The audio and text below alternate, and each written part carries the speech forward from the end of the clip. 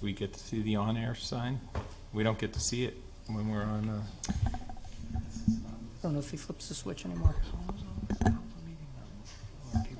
There we go. Yeah. Well, thank you everybody for coming. As I had mentioned earlier, this is our first in-person council meeting of this year, 2021, not of this council, but we do have two new members that are joining us up here. First, actually, I would like for all of us to lead us in the Pledge of Allegiance as we are all back together this first time. Pledge allegiance to the flag of the United States of America and to the republic for which it stands, one nation, under God, indivisible, with liberty and justice for all.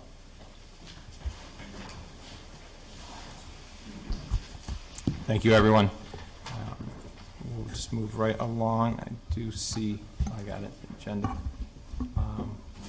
Sue's down there, and we do have the attendance. Councillor Biggs? Present. Councillor Flanagan? Here. Councillor Forrest? Here. Councillor Hill? Councillor O'Connor? Here. Councillor Pelletier? Councillor Pentelow? Here. Deputy Mayor Mazzarella? Here. Mayor Rell? Here. Thank you, Sue. First, there are a couple items on the agenda. As we are coming back in, we do have a couple proclamations, and I know Mr. Brown was nice enough to relay some information over to us the other day. I will get to that one in a quick second. But this being the month of June, it is Pride Month, not only in Wethersfield, but as we celebrate it throughout not only Connecticut, but the United States as well. We do have a proclamation for Pride in the town of Wethersfield celebrating National Pride Month. Whereas members of this council support the rights, freedoms, and equality of the lesbian, gay, bisexual, transgender questioning, and then you'll hear me say it throughout, LGBTQ+. And whereas the modern history of the LGBTQ community started with individuals who took a stand for human rights and dignity at the Stonewall Inn in New York City on June 28, 1969. And whereas the state of Connecticut legally recognized same-sex marriages in 2008, and the United States Supreme Court recognized the marriage of same-sex couples under the 14th Amendment of the United States in 2015. And whereas LGBTQ individuals serve and have served in our local police and fire department, state and National Guard, and all branches of the United States military with honor, distinction, and bravery. And whereas Wethersfield residents and business owners who are LGBTQ have made and continue to make vital contributions to every aspect of our community, including in the fields of education, law, health, science, business, research, economic development, architecture, fashion, sport, technology, music, civil rights, and of course politics.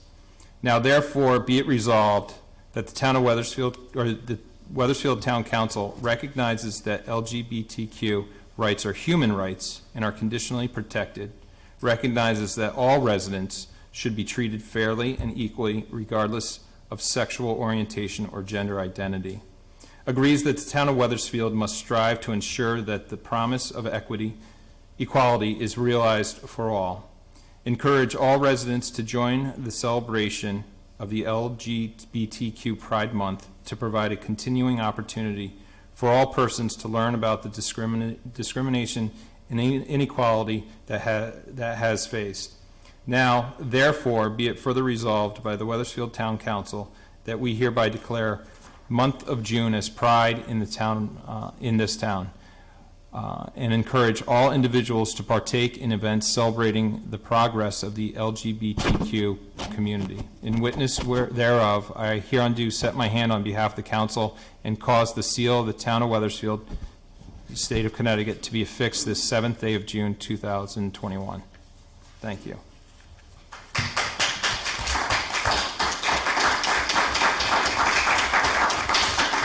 And I must say, I'll take personal privilege in saying this. In 2008, Connecticut was the first state to adopt by statute same-sex marriages in the state of Connecticut, something near and dear to my mother's heart at that time. Second, and here's to the Health District. Thank you, Charles, again for bringing this to my attention. It's the 25th anniversary of the Central Connecticut Health District. We could not have gone through this pandemic the way we did without you.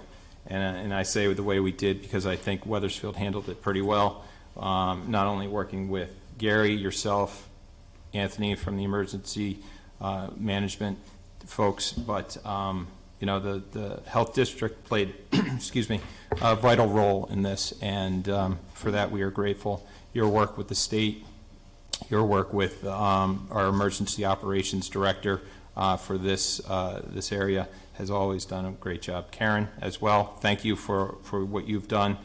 We do appreciate it. So on behalf of the town of Wethersfield and our appreciation to the Central Connecticut, I have to now definitely have to wear these. This is a smaller font. Read this proclamation on your 25th anniversary on behalf of the town of Wethersfield. So proclamation, 25th anniversary of the Central Connecticut Health District. Whereas this month, the Central Connecticut Health District marks 25 years of service to its member towns, of which Wethersfield is, as a regional local health department. And whereas 1996, the towns of Rocky Hill and Wethersfield voted to form the Wethersfield Rocky Hill Health District to provide public health and environmental health services to its communities. And whereas the town of Berlin joined the health district in 1998, at which time it was changed to the Central Connecticut Health District, and later the town of Newington in 2006. And whereas the Central Connecticut Health District has provided high-quality public health service to its member towns throughout its 25-year history. And whereas the anniversary gives the town of Wethersfield an opportunity to recognize the Central Connecticut Health District, its board of directors, staff, and volunteers for their service in making our community safer and healthier, be it through tracking infectious disease outbreaks, providing mass vaccinations, preparing for and responding to natural disasters, and assuring safe food and drinking water. Now, therefore, on behalf of the Town Council, I, Michael Rell, Mayor of the Town of Wethersfield, do hereby encourage all our citizens to join me in this celebration and in acknowledging the critical role the Central Connecticut Health District has played over the last 25 years in helping our communities to achieve and maintain good health. In witness whereof, I hereundo set my hand and cause the seal of the Town of Wethersfield to be affixed this 7th day of June 2021. Thank you again for all you do, and please express our appreciation not only to the members of the town of Wethersfield that are on the district, but also those from the other towns that have joined and make it such a good resource and a valuable resource for us. I'm reading through that and thinking, yeah, I remember when EEE was an issue, all this other, yeah, these things that we were, you know, at that point afraid of. But I can tell you from the bottom of my heart for not only what you've done during the pandemic, but for flu shots. I never got a flu shot prior to marrying my nurse, my wife who's a nurse, and having 2 kids, and I go to the ones that are at the community center every year. So drove by this year. We appreciate it. Thanks so much. Thank you. And actually, I can give you this, Charles. And I'll be happy to shake your hand. You know I've used sanitizer. Yeah. Great. Thank you. Thanks for all you do. We appreciate it. Thank you. Thanks, Tom. Thanks, sir.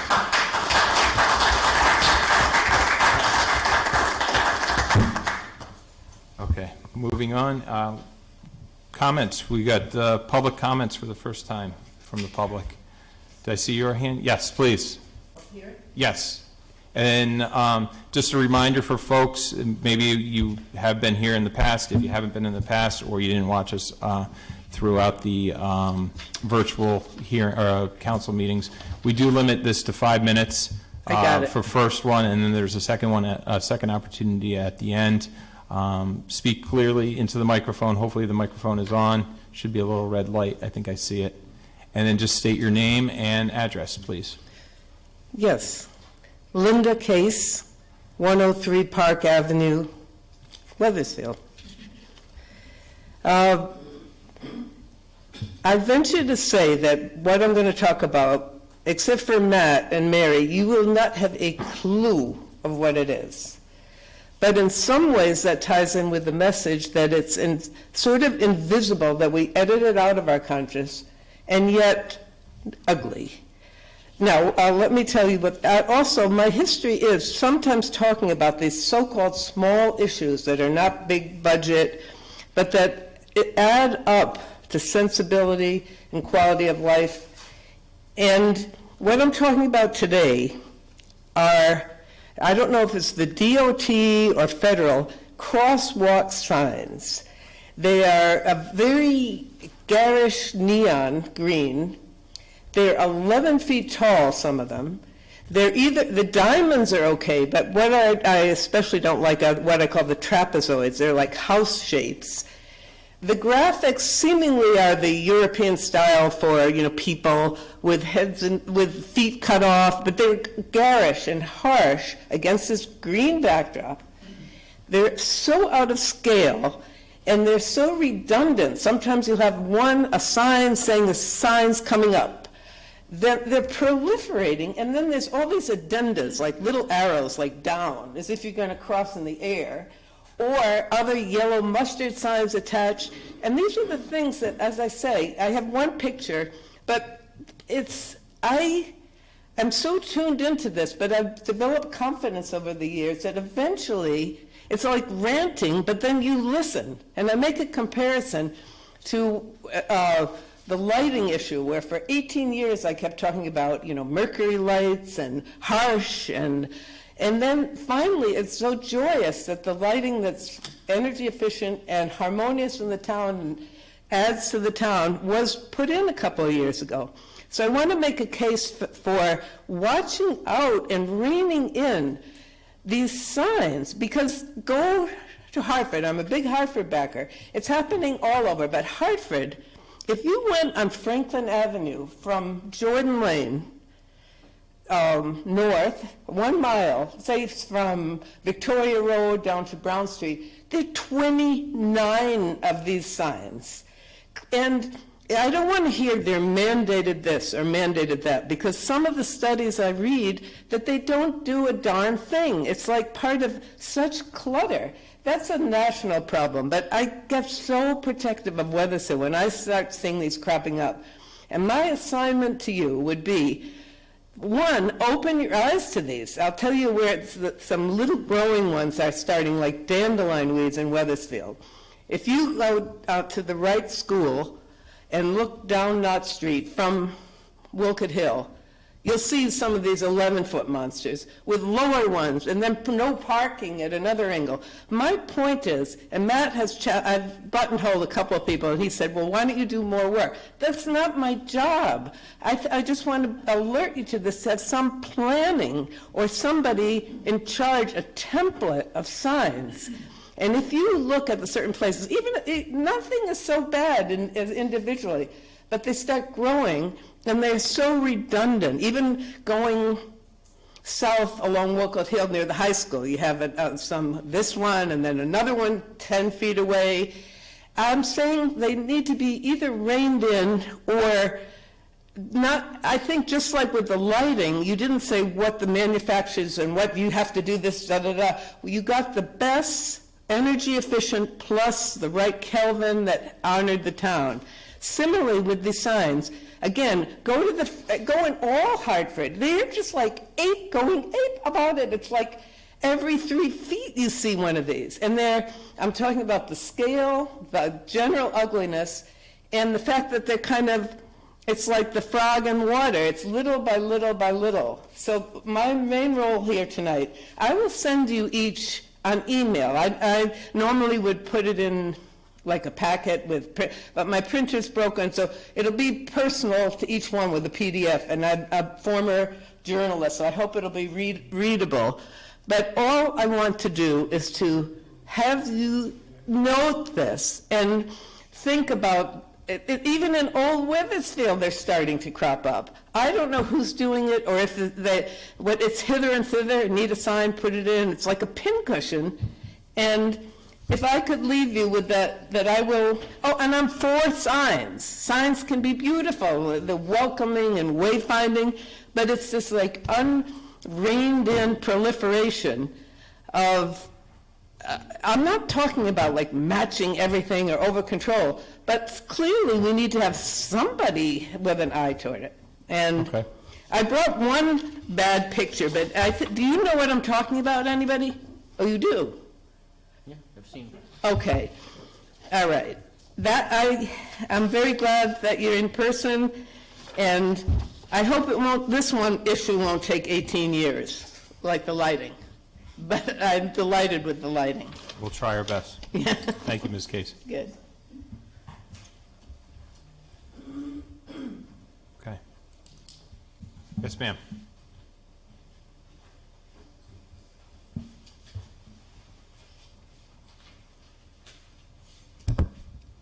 Meg Schiebel, 29 Woodland. It has been 6 years since Wethersfield has been consistently noted as having the most significant racial disparities in its traffic stops. It has been just over 2 years since a young man of color, Anthony Chulo Vega Cruz, was murdered at the hands of Wethersfield police. And it has been just about a week since an even more significant and specific report came out that further looked into the Wethersfield traffic stops. A first of its kind report and a true deep dive into the traffic stops in Wethersfield. It has been noted that our proximity to Hartford is not the issue, it is our police department. This report ends with a final and damning conclusion. Thus, it remains our overarching conclusion that the estimated discontinuity identified in this analysis must be due to enforcement policies in Wethersfield that have implicitly or explicitly affected racial and ethnic minority motorists in disproportionate ways. It is no secret that Black and brown people are at a significant risk driving into Wethersfield. And now we have the hard evidence to back it up. What does this mean? We've seen the administration, the town council, and police department do little to nothing in light of these constant reports. How can we have trust in our representatives that they will finally take this seriously and no longer ignore the glaring elephant in the room? The dangerous elephant who, if continues to be ignored, will almost certainly kill another innocent life in the streets of Wethersfield. What will it take for you to actually do something? Will it take another killed teenager? How many more reports from the state do you need? What do you need beyond data? I have listened to public comments at town council meetings in the past. I have seen hatred spewed in town Facebook groups. I know the line is to say that we don't have a race problem here. And I know that many people in town are quick to tell you that they haven't seen race as an issue in Wethersfield. It is simply not true. This new report by the Connecticut General Assembly means that Wethersfield consistently, overtly, and harmfully has a race problem. And we and you cannot continue to ignore it. Residents have been asking for years for a police oversight commission, and I will repeat what I have said at multiple town council meetings before.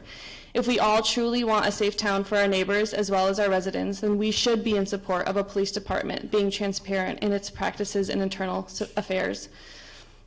The police budget in Wethersfield is consistently absurdly high, while every other year, nearly every other department has to fight for its budget, and there's no reason for us to have the size department we have, especially when this department lacks true transparency in its practices, policies, training, and contracts beyond just the report that came out, but everything else that Wethersfield has been in the news for in the past month in relation to its police department. And like I said a year ago and 2 years ago, sitting before some of the same people here, you do not have the option to continue to be complicit. The death of Anthony Chulo Vega Cruz falls on all of our shoulders. Please take the initiative to use your position of power to take action before someone else is harmed. I don't want to keep coming to town council meetings and repeating the same stuff over and over, year after literal year. I want to feel like the town council will finally listen to its constituents who voted them into office and to whom they are responsible to about this issue.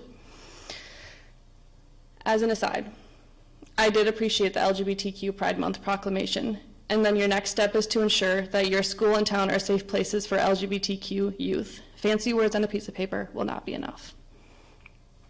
Thank you.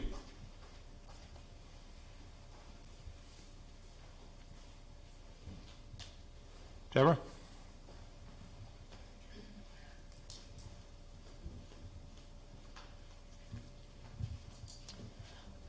Deborah Cohen, 73 Church Street. I wasn't planning on saying anything this evening, but I can't let Meg's comments go without saying I second them, and I really hope that her comments will be taken very seriously. I do believe that we have had a problem in town for a very long time.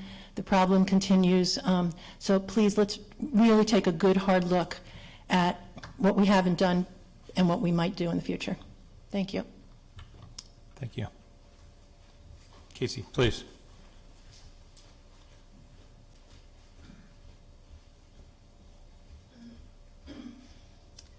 Casey White, 91 Center Street. Like Deb, I wasn't planning on speaking, but Meg really made some good points. It's been really horrific how much this body has ignored the fact that we killed a teenager.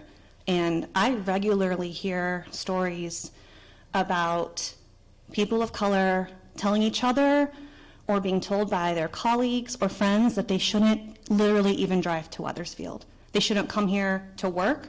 They shouldn't come here to go shopping. They shouldn't even drive on our streets at all because it's dangerous for them.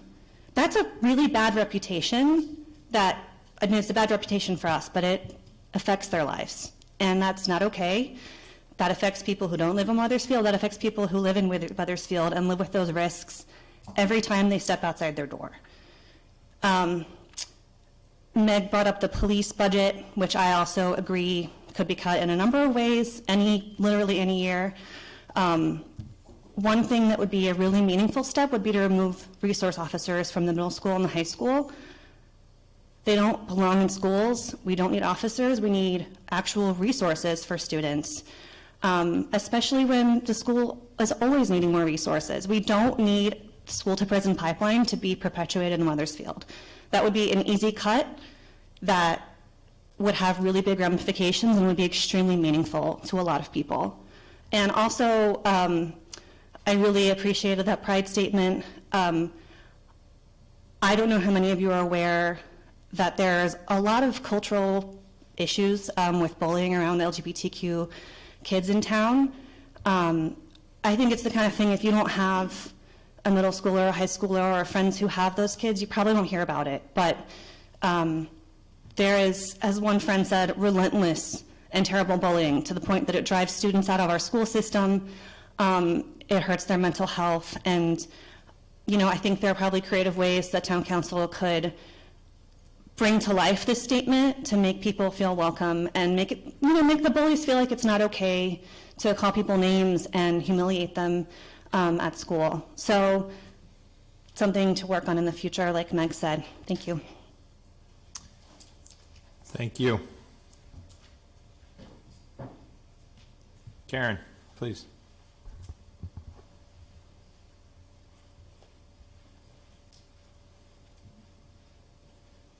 So much better than not saying 860-563, 860-529. You have no idea how much better. Okay, I'm sorry. My name is Karen Tomczyk. I'm the lead dispatcher for Wethersfield Police Department. I'm also the Deputy Emergency Management Director and also the Union President for AFSCME 1303-408. And that is why I'm here at this moment. I'm here because today we received our first notification that a decision was rendered in regards to the item that you're going to be discussing for the council action number 3, town BOE health insurance change of vendor and provider. Back in March, we were notified of a consideration, and we had a brief WebEx in regards to it. We were given some information, but then we believed that there were to be more discussions and understanding so that we as a president or the executive board could bring it to our members and prepare. Since then, there was nothing until today. So I've had nothing in concrete in regards to the benefit information for our employees, no provider match information for our employees, no pharmacy medication information from our employees, or I should say my members. At this point, I just feel that at this time, by getting this notification here on June 7th for something to be initiated on July 1st, it is under the 30 days that we have in our contract under Section 8.5, and that it is a violation of our collective bargaining agreement. So, at this time, I am requesting a cease and desist in order to engage in proper discussion with our union as well with our administration, and to get proper information in order so that we can educate and inform our members to give them the proper time to do their research and gather the information for themselves. Thank you for your time. Thank you.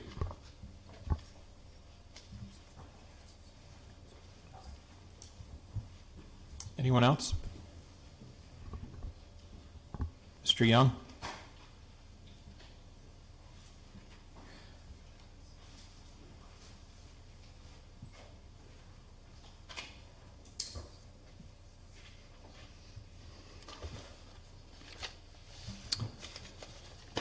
Good evening, Robert Young, 20 Copper Mill Road.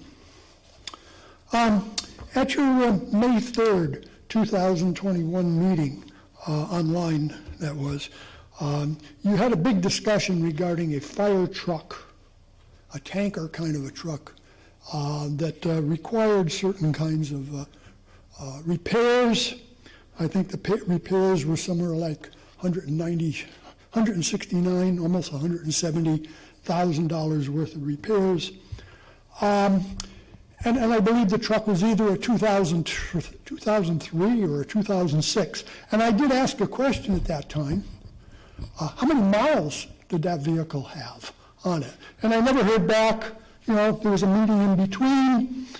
It was never mentioned, hasn't been mentioned yet. And I was just interested in knowing because, these vehicles, this particular vehicle seemed to be in pretty rough shape for being only a 2003, 2006. And that, we citizens see these fire trucks all shiny and clean looking, but then underneath what's going on, and I really question after this $170,000 discussion, and you did allocate somehow for the repairs of that, and that was a lot of money. So, maybe you could tell us during the meeting or whenever how many miles you had on it. Secondly, Elizabeth over here who was talking tonight about signs. She's so right. There's signs all over this place. I have a sign right on my property line and my neighbor for a bicycle. It's a great big thing. And I came home one day and there it was. And it's been there ever since. I'm going to go out someday and I'm going to cut it down. And I think everybody should go cut them down because it's a waste. And you got this money, whoever it was, for bicycles on a grant. A wasteful grant. And I've come to this podium so many times and talked about don't take grants, but our manager, our mayor at that time, go for it. Go for it. It's free money. Free money? Yeah. Okay. I've been talking to you folks over the last number of months about your budget and how we need to cut costs. I don't hear a word about cutting costs. We hear nothing as citizens about where costs are going to be cut. Because I don't believe our politicians have got the backbone to cut costs. Yeah, last year you cut $62,000 out of the budget. Big deal. Some people praised you for it. I even said that was good as a beginning. And I've been talking to you about things to do with the Keisha farm, to make it a moneymaker, to get rid of it, get nice homes in there that will generate property taxes. I've talked to you about the school system. We've gone through a whole year of students studying online. And, I'm reading in the paper about, some kids are doing well, some are not doing well. And I'm looking at the paper that comes to my house called the Wethersfield Life, and there's a oodle of students in grade 12, grade 11, grade 10, grade 9 that are on what they call high honors. And there are also a whole bunch of other ones that are called honors. And when we look at those, let's look at the 12th grade. You got about 180 students in the 12th grade, and you've got 146 students that are in honors and high honors. These young people are doing fantastic under the situation that they've just gone through over the last year. These young people have learned to learn online. These young people can continue. They're going to go to college. They're going to continue learning online. It's not all going to be in classroom. It might be once in a while in the classroom. But I think the town of Wethersfield should take the initiative and try to find a way to educate these young people online. I mentioned a month ago in my discussion, there was a company called Pearson who has the agenda for the school systems. You buy it. You have the state of Connecticut, buy it, and it's piped right into the student's home. And they watch it on television. They get a fantastic teacher. They all, whether the student is in Wethersfield or Rocky Hill or Hartford, if they all had the same deal, they'd have the same teacher, and they would have this thing that they now call equity. All of them would have equity this way. And we would save a lot of money.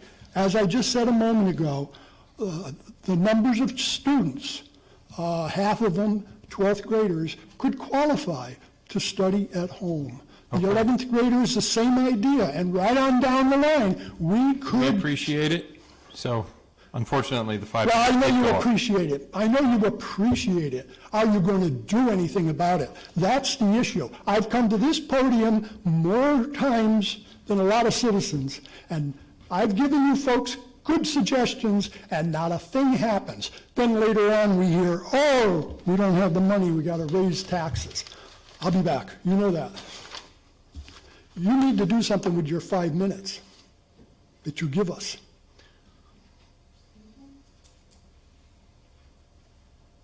Anybody else?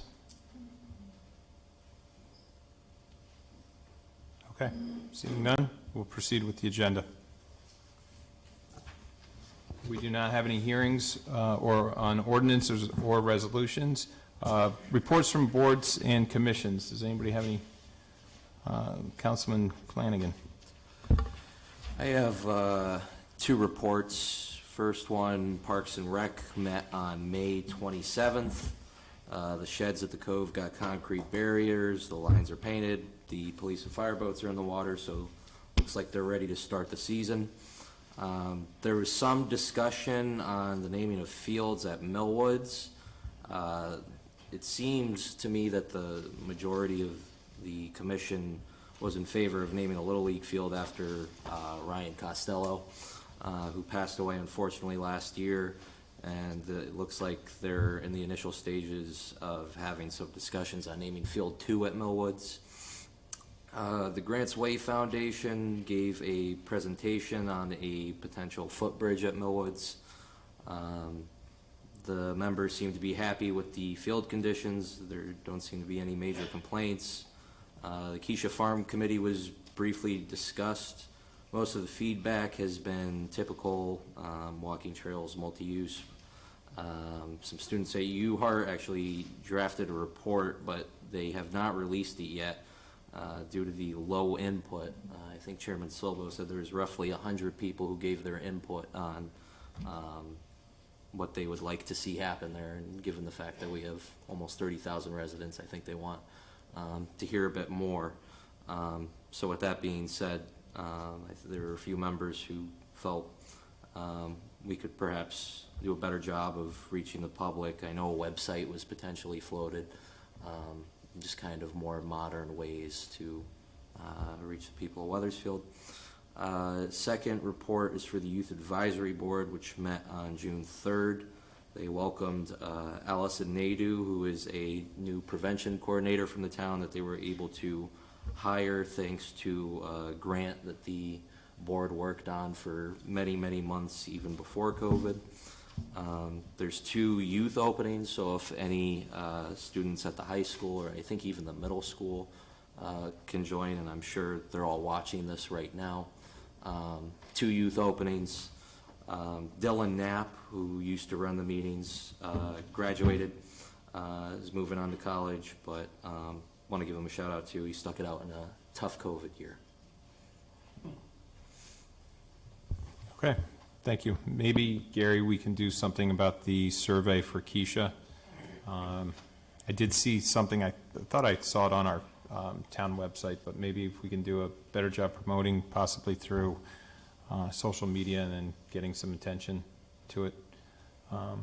That actually could be a conversation we could have with either the Rare Reminder or Weathersfield Life if they wanted to do a story on it at all. Right. Thanks for bringing that to our attention. Anybody else with reports from boards or commissions?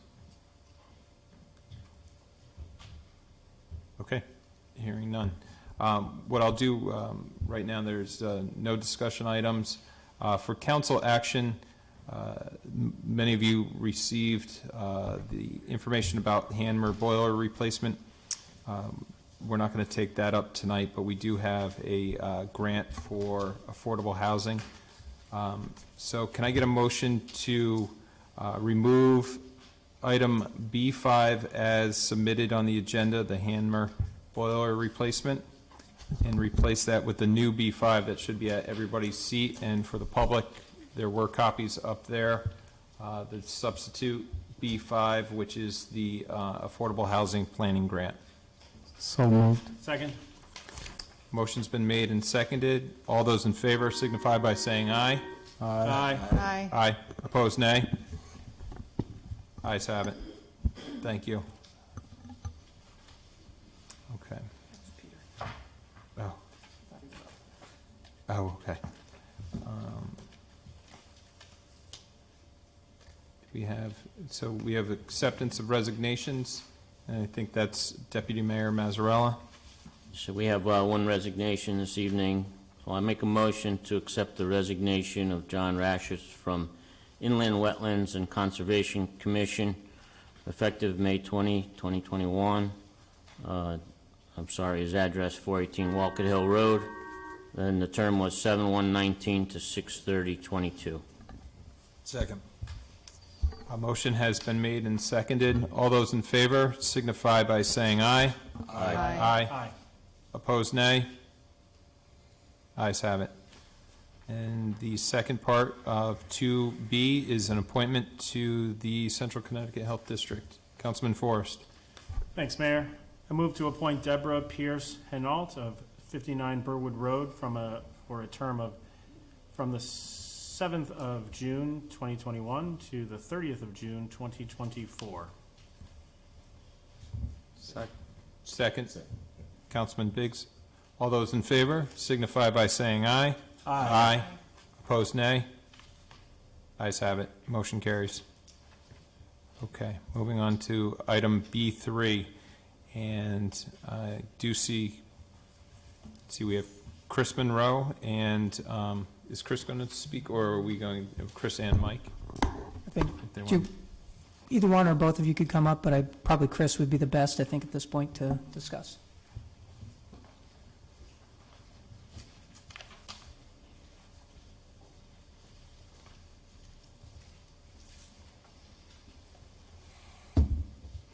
Good evening, everybody. My name is Chris Monroe, and I am a Senior Vice President with USI Insurance Services, and I serve in the capacity as the town's health and welfare consultant.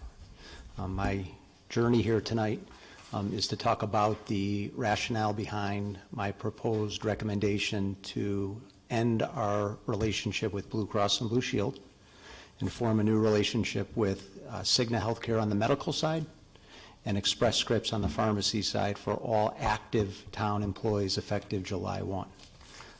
In preparing for tonight, I wanted to walk everybody through the thought process and what led into the decision to make said recommendation. From a marketing standpoint, we initially began this action in January of 2020. At that point in time, our focus was looking at the viability of what's called a pharmacy carve-out initiative. And that would have been rooted in a continuation of our medical relationship with Anthem and the forming of a new separate pharmacy relationship with Express Scripts. At that point in time, we went out to bid. We solicited a number of proposals. Through that analysis, all of the evidence supported a transition to Express Scripts for July 1. Effort was put forth to start putting the wheels in motion relative to that transition. We met with the various unions. We walked them through the process in terms of the financial viability of the move. We shared with them information relative to the formulary impact to union employees, and the goal was to make sure that every invested party had a solid working handle on the financial impact associated with the move, but more importantly, what the potential member disruption was in making that transition from Blue Cross to RX benefits and Express Scripts.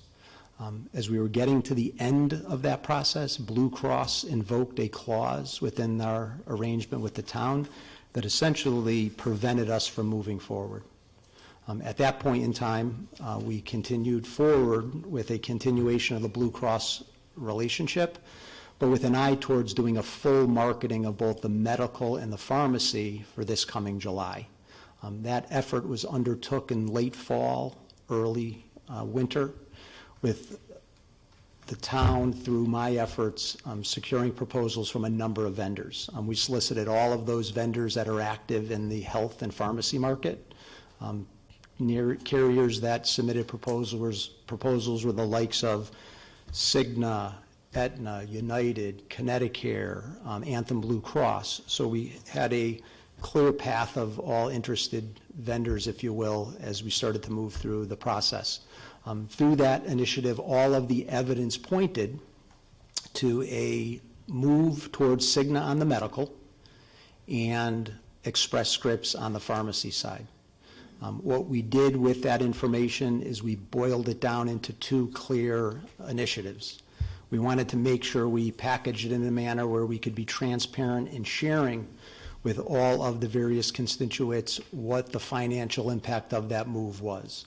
I believe folks have a little bit of a financial overview that speaks to not only the one-year impact of that transition, but also looking at it over a 3-year period.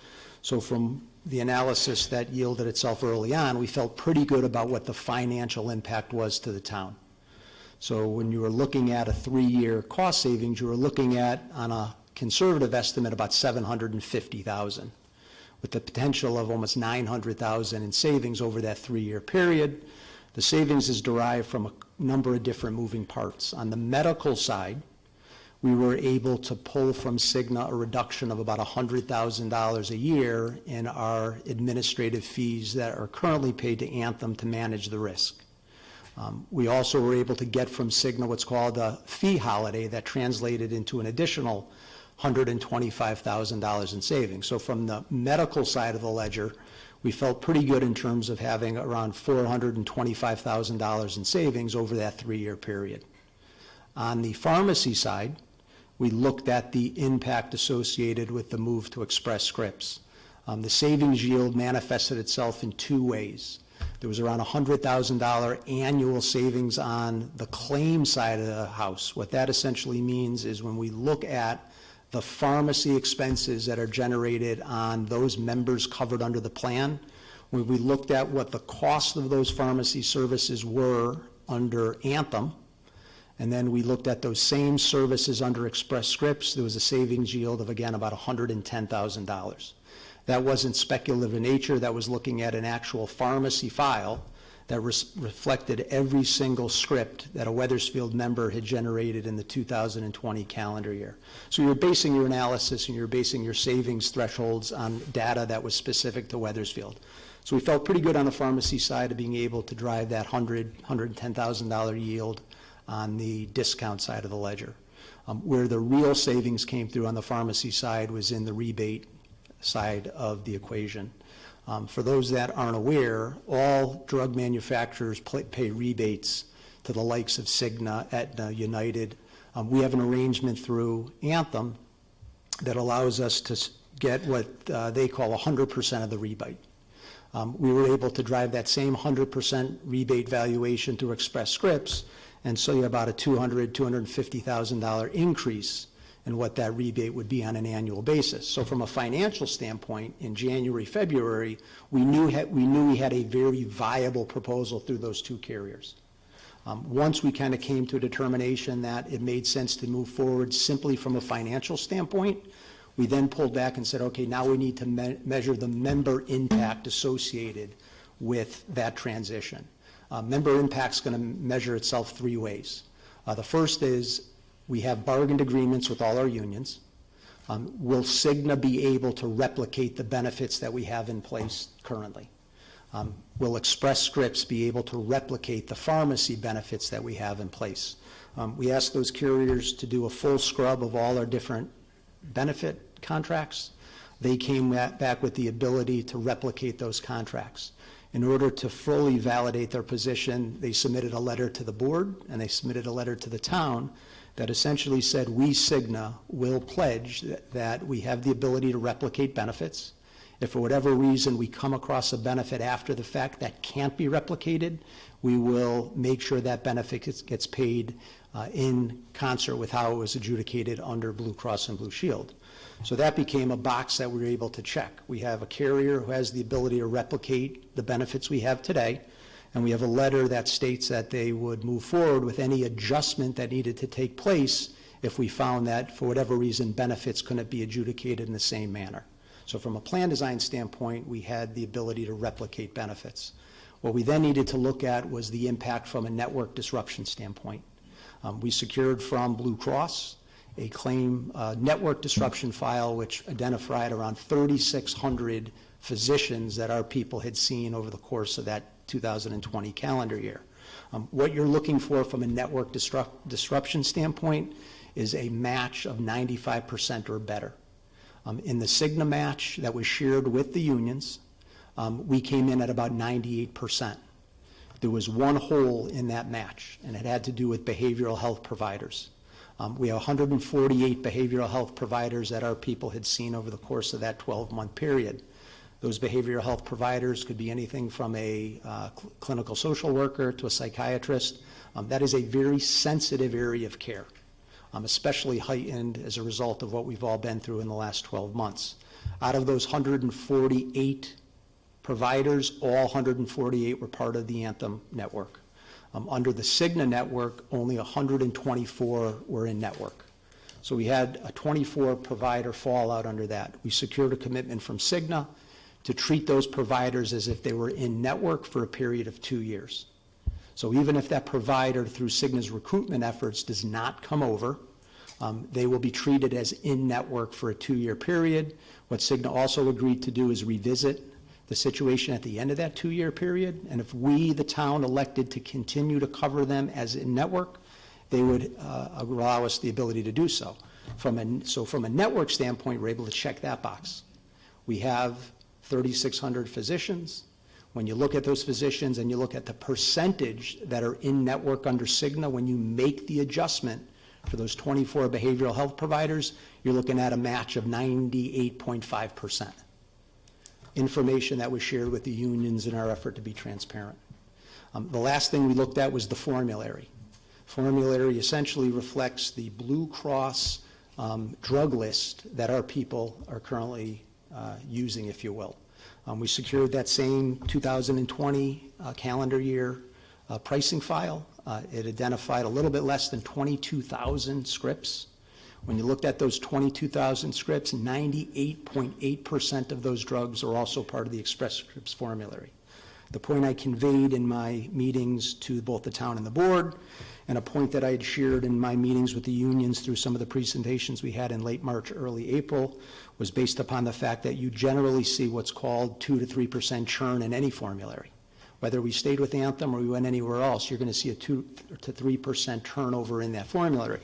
So for Express Scripts to come to the table with a 98.7% match did support the fact that we had compatibility in moving from one formulary to the next. What we also expressed to people is that there's always appeal rights. If there's a situation where you using one of those medications that's off formulary, you always have the ability to appeal through your physician to see if there would be an exception made to that. So I know I'm going a long way around the barn, but we felt very good in terms of how we started the process, making sure that from a financial standpoint, every base was covered. We then made sure that from a member impact standpoint, did we cover every base? We took that information, we met with the various unions again, late March, early April. Those unions that asked for the information, we shared it with them.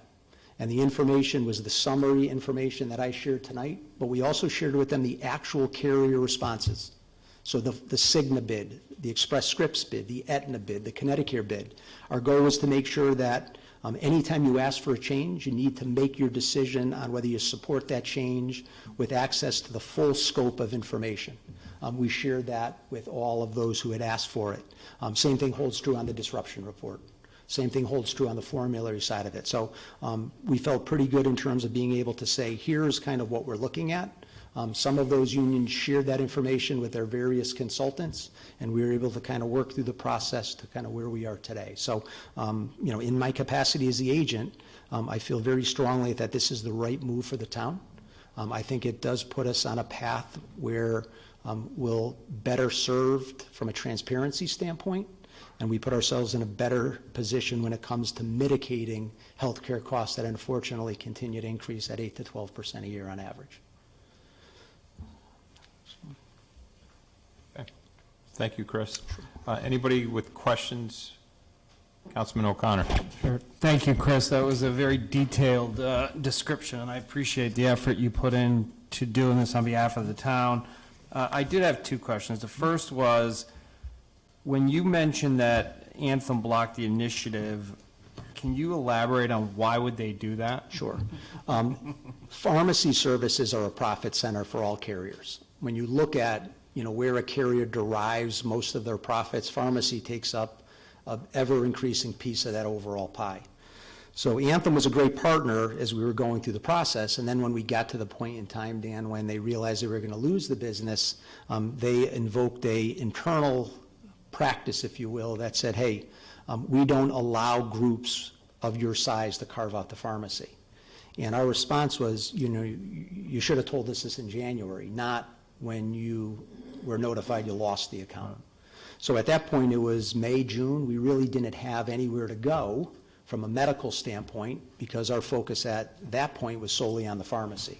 So they had kind of invoked that clause, and that motivated us to go out to bid this year and to make sure we did it in a manner early enough where we told them, hey, this is a medical and a pharmacy marketing, and we didn't want to put ourselves in that position to essentially get burned again, if you will. So, in short, Anthem did what was best for them and said the heck with Weathersfield. Correct. So, good riddance. Correct. Second, were you able, or did you guys even consider, were you able to secure any type of wellness funds coming from Cigna? I know they do provide those a lot of times when they come as a new carrier. Were you able to procure, or not procure, but secure any type of wellness fund that we can use to incent employees of the town of Weathersfield to get healthy? Correct. Cigna pledged for every year of the contract a $30,000 wellness fund. Okay.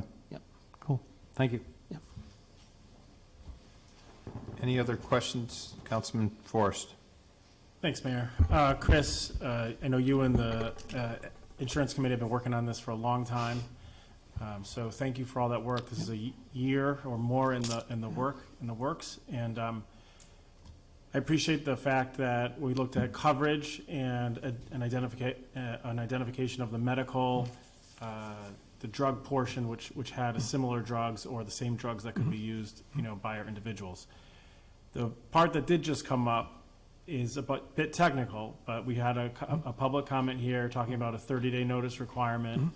And could you elaborate or talk about the 30-day notice requirement, how you understand it exists? Sure. And also, have we fulfilled that, or should we just be delaying this for a few days to ensure that we do play fairly and equitably? Yep. So I'm not an attorney and don't have a real expertise on the particular bargaining units for each union. I guess my argument would be this process was started in March, April. We conveyed to people the potential of a move. Those unions that express an interest in getting their hands on all of the various information, the information was shared. So from my point of view, the process continued beyond March and April. The information was there. I had expressed to everybody I was available at any time to go through the information, to meet with members, to work through any questions that people had, whether it was on the formulary, whether it was on the network, whether it was on how the costs came together. Again, I can't speak to the specifics of the bargaining agreements from a legal standpoint, but I think that was one of the reasons we wanted to get to the unions early, was to say, hey, this is something that grew out of last year's exercise. We feel very strongly that it's something that is good. And at the end of the day, I don't want anybody to lose sight. This is good for members and this is good for Weathersfield. This is not a I'm going to show you anthem. This is a decision that is rooted in the best interest for Weathersfield and its members. And when you look at how it came together and what we were able to secure, this is a very, very good, solid proposal. Gary, do you have any feedback as it relates to the 30-day notice rule and what is required under the notice rule and when we fulfilled that aspect of it? Multi-part question. And I think this is where kind of Karen's contention is. So I think the contract reads something that I think there's a number of provisions, but that the town reserves the right to change the health insurance, provided that we give a 30-day notice and that the benefits processing of claims are equivalent or better, which in this case they are.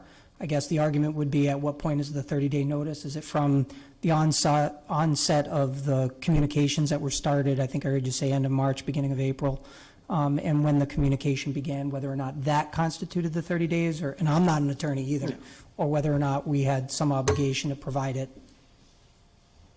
30 days ago. I think from the town standpoint, we started the conversation, our intent was that that was the beginning of the communication of we're moving. If, Mr. Town Manager, if we did delay this for a little while, I have no doubt, by the way, the substance that we've been working on, I've been involved in the insurance committee, is top-notch, it's right on, it's the right way forward with this town substantively. But procedurally, we're not interested in, I think, making that type of an error, legal error along the way. Would we still be able to form our budget? Medical costs and these types of changes are a big part of our budget.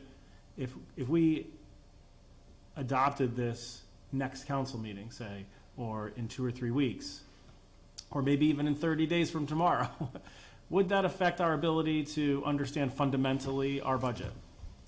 I think there's two. Especially as it relates to medical, of course. And you might have to answer the insurance component, but There's a logistical challenge in that, if it gets delayed beyond July 1. All active employees are covered under a high deductible plan, and that deductible resets on July 1. And it would be a logistical challenge to start a plan year on July 1 with Anthem and then say move to a Cigna or somebody else on August 1.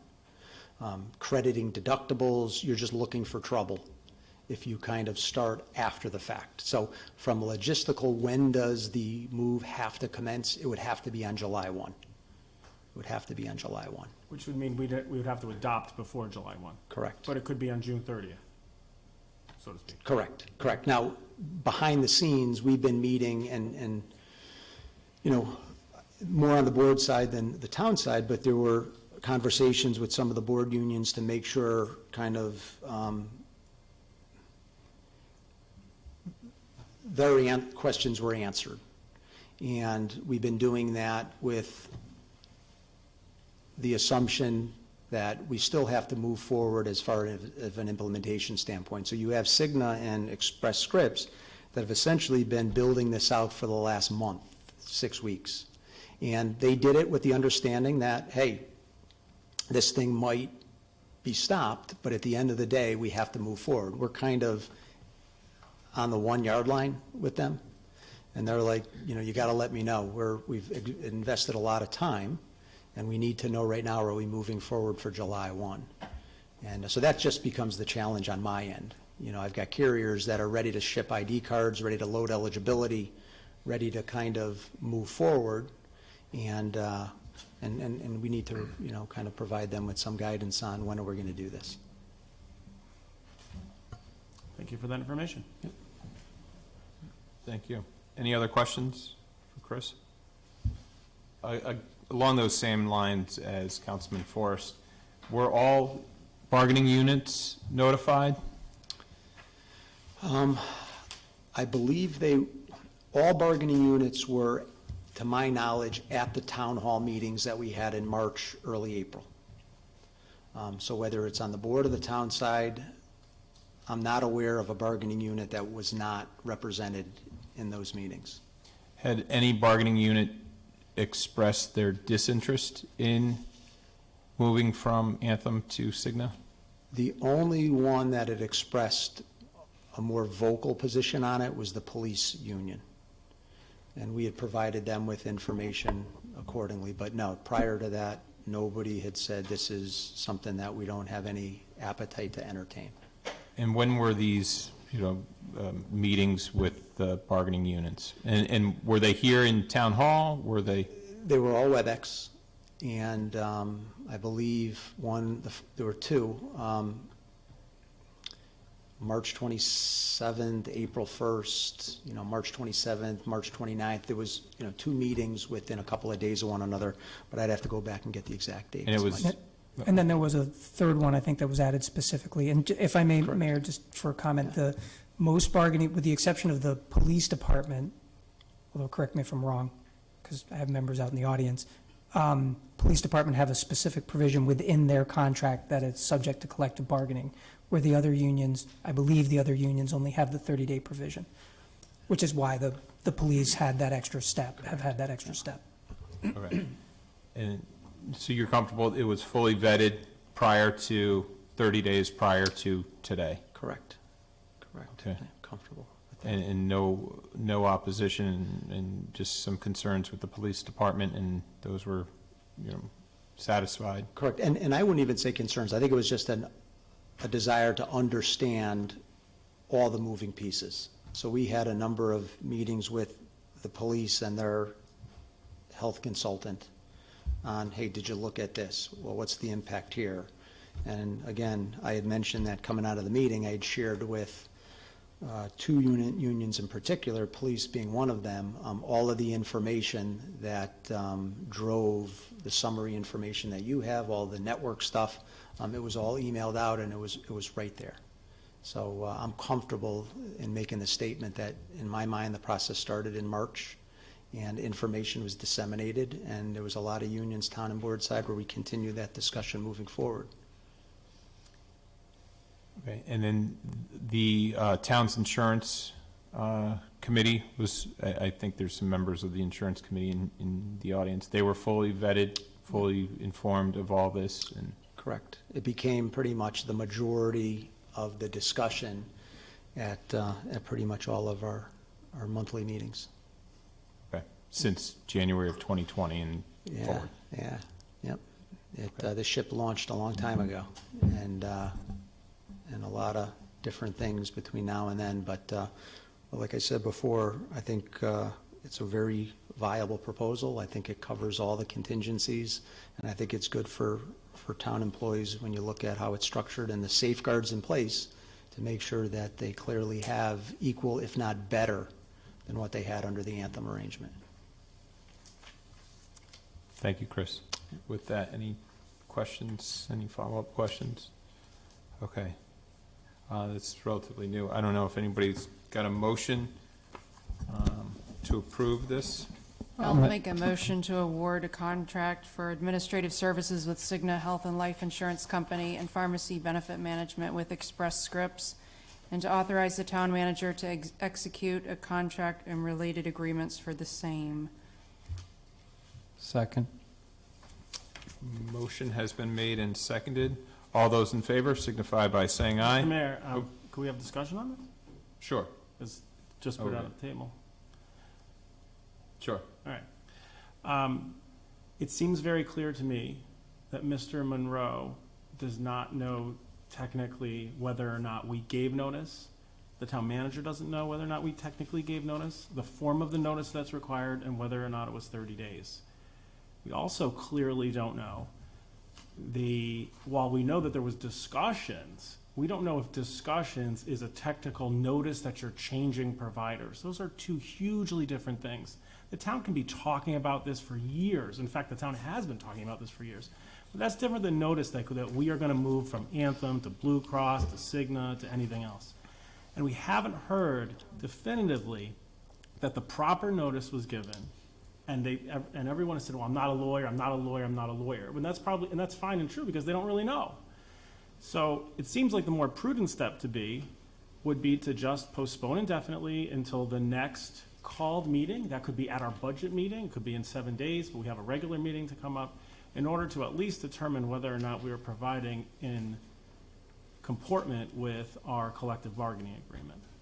So with that, this time I'm going to make a motion to postpone the vote to the next called meeting, whatever it may be, in order that we may ensure that we are following our own collective bargaining agreement by council. And I would also say that the motion is made, and I fully support the substance of what we have going on. I just don't want to proceed and put ourselves in a grievance procedure. And we just had a lot of discussion about, I haven't heard anyone say we don't want to move forward. We just had someone come up and tell us to cease and desist from moving forward. It does not get more clear than somebody doesn't want us to move forward than that. And again, I completely support the substance. We just have a little bit of a procedural issue here that can be cleared up, I'm sure, in a matter of a week or two, as we understand that we're going to move forward as a municipality, technically, legally, and appropriately. Can I comment before we vote on that? Yeah, well, we can discuss that motion. We're in, you said the next meeting, we're trying to wrap this budget up Thursday. The numbers have been plugged in to our proposed budget. So is a couple days going to make all the difference in the world to find out whether we have written proof or, documentation that they were notified? I don't know. It will. We talk to our lawyers, and we'll find out exactly what it is. And you don't have to, the council could also then postpone it at that point and say, well, we're just going to hold off on that one until the next regular meeting. And the council can decide what time frame that we want to put on this. I was just simply giving the mayor the ability to put it on the agenda at the next time that he thought it was appropriate. And that, gives us some leeway there. And I'm not. How do we overcome the budget deadline? Well, we do have Mr. O'Neill in the audience. If you want to address, if we have a proposal in some of your proposed, well, actually, was it in the proposed town managers? No, the original one had a reduction from the Anthem cost, but this is a further reduction below that. I just want to say, as Mike walks up, I just want to say, it seems to me, from my understanding, that only one of the unions has an objection based on the lack of notice or adequate notice, or maybe there's disagreement on what constitutes notice. But I understand time is also of the essence. And this motion that I made, it authorizes the town manager to execute the contracts, but that doesn't mean he has to do it tomorrow. I mean, I think this still has time to work itself out, and we can make the assumption that all the other unions are on board, or they're required to accept it, whatever the case may be with their collective bargaining agreements. But I agree with the deputy mayor that we're trying to get our numbers down for the budget, and if we kind of put this on hold and we're supposed to be voting on the budget, maybe later this week, maybe, I don't want this still to be up in the air. But we'll hear from, I don't know what. Our finance What's the director. question? I'm sorry. Mike O'Neill, Director of Finance. Yes, if we, so this is a proposed decrease for cost to municipality in providing insurance and prescriptions. Can we go forward with that proposal with the assumption that, a week or two, we would approve it? Could we build our budget around that with a presumption of a reduction in the future? We could. I mean, the council could approve a budget that has that savings in it without having approved the contract, but you would do that with that uncertainty, right? I mean, it would be, and there's things we don't know in the budget. We make assumptions about revenue that we're going to collect and things like that. This is a little different. This is a legal issue. I suspect most people think the process would proceed and we'd be with Cigna at some point very early in the fiscal year, but again, it's only real when it's real. And Mike, correct me if I'm wrong, you're also on the insurance committee? I staff the committee. I'm not a member. Oh, you're not a member, you're staff. But no, I've been at every meeting for a number of years. Yep. And to your knowledge, being also a town employee, was proper notice given to, how many collective bargaining units do we have in the town? There's 7 on the town side, 2 on the Board of Ed? Or is it 7 total? 5 and 6 on the town side. There's Yes. probably 3 or 4 Yeah. on the Board of Ed. I don't know. I can't answer your question. Okay. I don't know. I don't know what constitutes proper notice. I don't think it was a secret to anyone. I mean, there were meetings and so forth. But again, I Was don't know. every bargaining unit apprised of a WebEx seminar? Yeah, there were, the presidents were notified. President, of and those supervisors WebExes. or president supervisors? I think the presidents were. We assumed Okay, they would let their members know. okay. And 1303, 408 is a collective bargaining unit of our town that would have received any kind of notice? Yeah, I mean, I think Karen was on the WebEx, right? Yeah. I think I was on 1 or 2 of those, but Okay, so the question is, what is proper notice? And in these WebEx, do you notice the supervisor or those that are on it that this is the plan that we're going through and we're proposing? Do they take a vote? Do they internalize it and then come before the insurance committee with their recommendations, yay or nay? Or is it simply a providing? I mean, this was an opportunity for the bargaining units to ask questions, to hear about the proposal. I guess the other thing I would add is the health insurance consultant for the police union, and I believe she's also the consultant for Council 4, attended meetings going back to January of 2020 or prior, and asked a lot of questions, to her credit, in the process. A lot of questions. So she was very much apprised of what was going on way back then. Okay.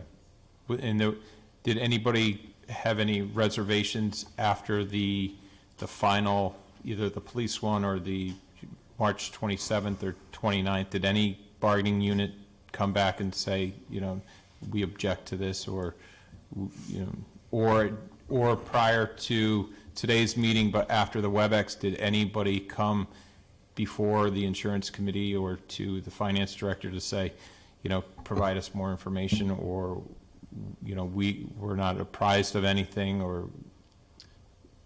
The police did. Mayor, if I may, just in the interest, and I appreciate that you're trying to get to the bottom so the council can vote, but in fairness, especially because it involves union and it could involve something contractual, I want to be careful, because if we do get grieved and we do go through that process, this is on part of the record, so I don't want to kind of go back. If the council wants to feel comfortable, I'm not saying I necessarily want to wait a day or two, or whether or not it makes a difference, but I'm kind of concerned with kind of a continuous line of questioning. Okay. It just, I don't know if it necessarily helps solve the problem. Councilman? I just wanted to, if I may, thank you, Mayor. I don't see an issue. I think everything you explained makes clear sense. But at the same time, I wouldn't want to bind ourselves up if we are not acting within obligations that we have to a specific contract. So I don't see anything wrong with just verifying that we did the proper thing before we approve this.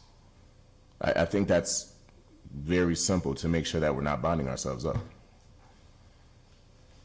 Again, so this is where my relationship will be stressed with the union members, but the reality is, or the truth is that we've provided some opportunity and some information. Ultimately, I'm not sure where the line gets drawn in terms of whether or not it was or was not 30 days, but, and I could be wrong in this, but I believe the only council or the only collective bargaining unit that has some input at this point would be the police department to determine, from a collective bargaining standpoint.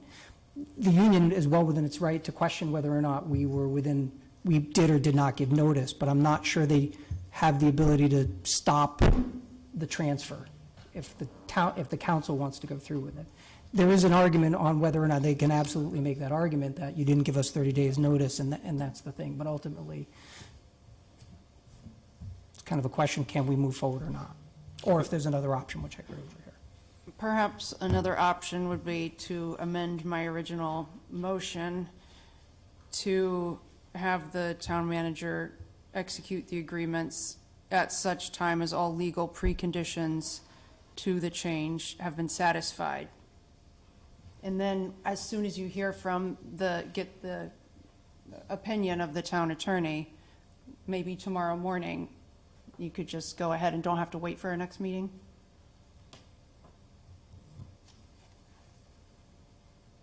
I'm thinking about that. Just for clarification, it would be to approve based pending clarification from the town attorney? Well, you can move forward with the contracts at such time as all legal preconditions to the change have been satisfied. I mean, that's sort of what you want to make sure that, notice was properly given. But if we don't want to wait till our next meeting, maybe you could find out tomorrow what is proper notice. Was it given? I mean, it might take a few days anyways, but and we won't give you, you don't have authorization to move forward unless and until you get a legal opinion that notice has been satisfied or that all the legal preconditions have been satisfied? I'm pausing because I'm not sure, I'm playing both sides, right? So if I'm the union, I'm saying an attorney's not necessarily going to tell, the union's attorney might say that's not legitimate, and our labor attorney is going to say, no, that is. We end up back in the same spot. I'm trying to figure out a way we can move forward. I don't know. Can't just talk it out. Well, I guess I would offer up is, the very statement I made on the front end, which, I'll put myself available at any time to work through the numbers with any of the unions. When I think of the process, I think of the board, who met, and we did our WebExes about a week before the town. And coming out of that, the teachers had a lot of questions, and from that point to where we are now, we engage the teachers back and forth with making sure every question that was asked was answered. On the town side, there were two unions that asked for information, Karen's being one, the police being the other. That information was sent via 4 emails on April 2nd. So the information is there. I am more than willing to meet with any union member at any time to work through everything that I talked about tonight. I believe the proposal, when fully evaluated, is that strong. So I'm at your beck and call, and the union's beck and call to go through it at any time. Councilman O'Connor? Yeah, thank you, Mayor. I think what's pretty clear is, from everyone on this table, is this is obviously in the best interest of the town to make this move. And to be frank, I don't see how waiting a week or 2 weeks is going to change anything, 30 days or 60 days. We're still going to come back to this is in the best interest of the town. And that's what we're elected to do, is serve as stewards of the town and ensure we're spending our funds effectively. But I do want to actually call something out that Mr. Monroe mentioned, and I think a lot of people haven't really thought about it. If anyone here has ever been on 2 health plans, and let me talk about a high deductible health plan, if you switch midstream in a high deductible health plan, you pay 2 deductibles. You pay your deductible twice. And if anybody in this room truly believes Anthem is going to reimburse those employees who paid that deductible, I'm sorry, I don't believe that. We've already seen the way they treated us with this $100,000, and now we're going to expect them to say, okay, we're going to reimburse you, or we're going to pay back that, so now when you pay the deductible to Cigna, I wouldn't hold my breath on getting those funds, and that's going to create a really, really poor experience for the employees in the town of Weathersfield. And so, and Mr. Mr. Monroe, made it pretty clear that it is a very complicated thing behind the scenes that has to happen. And I have zero faith in Anthem, who has already shown their cards to us that they're going to keep, our employees whole. And so as far as I'm concerned, I'm very happy and content moving forward with this because I really don't see it changing, and I still see it as being in the best interest of the town.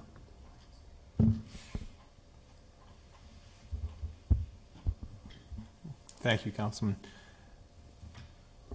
Mary, could you go back to your proposed motion and how that would maybe address any of the concerns that Councilman Forrest had brought forth? Oh, like make a new motion with the change, the amended motion? I guess it would be a motion to award contracts for administrative services with Cigna Health and Life Insurance Company and pharmacy benefit management with Express Scripts, and to authorize the town manager to exect such contracts at such time as all legal preconditions to the execution have been satisfied. Okay. How's that? Second. Well, we got one motion already on. There's actually 2 motions on. Yeah. Yeah, you can't, there's an order there, but I understand you're working through it. So, Councilman Forrest, I saw you taking notes. So this would be upon so it would be, obviously the conversation would be between the town manager and our legal counsel on prior notice, and at such time that council agrees that, or disagrees, that prior notice was given, that he then could execute any, authorize to execute a contract and related agreements for this. I think there's some wordsmithing here. I think there's a little bit of back and forth. There's some concerns about legal, all legal things. I think it probably is buttoned down into something like notice requirement fulfilled by our obligations under any collective bargaining agreement. It's gonna be wording something like that. I think you might solve this if we put this on the table just for as we go through our other business, and maybe someone picks up the phone and maybe we can call the labor attorney and just get that answer. That could be one solve if you wanted to really do it tonight. But we're gonna have to wordsmith that to make sure we don't put another foot in a bucket by giving ourselves more obligation than we really want just to handle any type of a technical issue that we've got before us. Right, and we do have, budget deadline that is fast approaching, so. I think we've discussed, tomorrow a phone call can be made and a letter issued in 24 hours that solves this. We just don't have that today. Or a letter is issued saying, we've got a problem, and then the council's gonna have to take that up. Generally speaking, just because it's in the best interest of town, I don't think it behooves us to then breach a known section of one of our collective bargaining contracts. There seems to be something inhonorable about that, and I think that we can all relate to that. But I'm not trying to be, this is such a good play. I don't want to mess it up because of such a technicality. I agree 100% with Councilor O'Connor. It's the right move. Everything is about Anthem, I think, is true. You're dead on. We're all in agreement here. Just don't want to mess it up over this 30, and then not only might we get grieved, does it get undone? Maybe for others cap it on. I mean, this is so big. I'm not trying to make this not part of a Republican budget. It's not about that. That's why I said in 24 hours. We can come in 3 days. We can pass it right before the budget. But let's not mess it up on a technicality. With someone that came up and said cease and desist. Not that that would stop us from doing it, but we should pause and make sure we got it right. Those are just the plain old thoughts of one guy on the side of the dais here. Okay. So, Second on this motion? yeah, motion's been made by Councilman Forrest, and remind me if you will, was your motion to table until further action? The motion was to not table, actually, technically. Postpone until, Indefinitely? postpone until the next called town council meeting.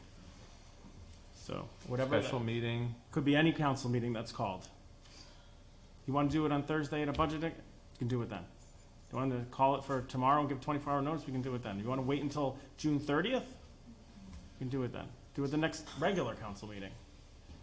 But at least we'll get the opinion from legal counsel. But it's your call. Councilman O'Connor? Only because he said he 100% agreed with me. I don't necessarily have a problem with that. My biggest concern goes back to the fact is I do not want employees to have to pay 2 deductibles. So if we can do it on the 30th, because I'm telling you, if anyone's, I've done it, I know what it's like. It's really, I mean, it zeroes out and you start all over again, and it's a really, really unfair burden on anybody, and especially in a high deductible health plan where you're paying a gigantic deductible. They'd have to do that twice. So I would ask Mr. Monroe if, how much time do we have in order to prevent that from happening? Yeah, so,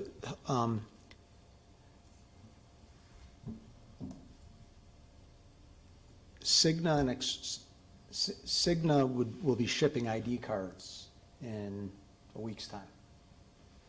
To the extent in which those ID cards don't get shipped, they arrive after July 1.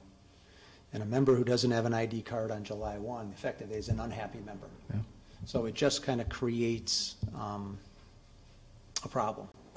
I agree with Councilor Pelletier, where I'd love to have a chance to sit with the unions and say, hey, let's go through this. I understand there's concern over the notice requirement, but the facts of the matter, I think, support this move. You know, to your point, Dan, you know, even if it's delayed beyond July 1, that's a nightmare.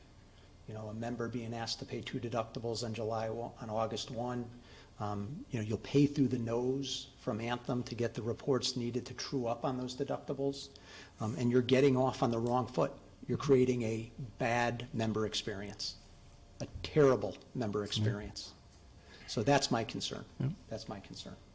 I understand the issue at hand, but again, I would be more than willing, and I'll say it as long as I stand up here, just like we do with the teachers. I'll meet with them, I'll go through it. This is a great proposal. And whether you're looking at it on the pharmacy side, it is an opportunity to have more transparency and more financial control than you ever had with Anthem. And I'm speaking as a consultant, and I'm speaking as a taxpayer in this town. So I am invested on both fronts.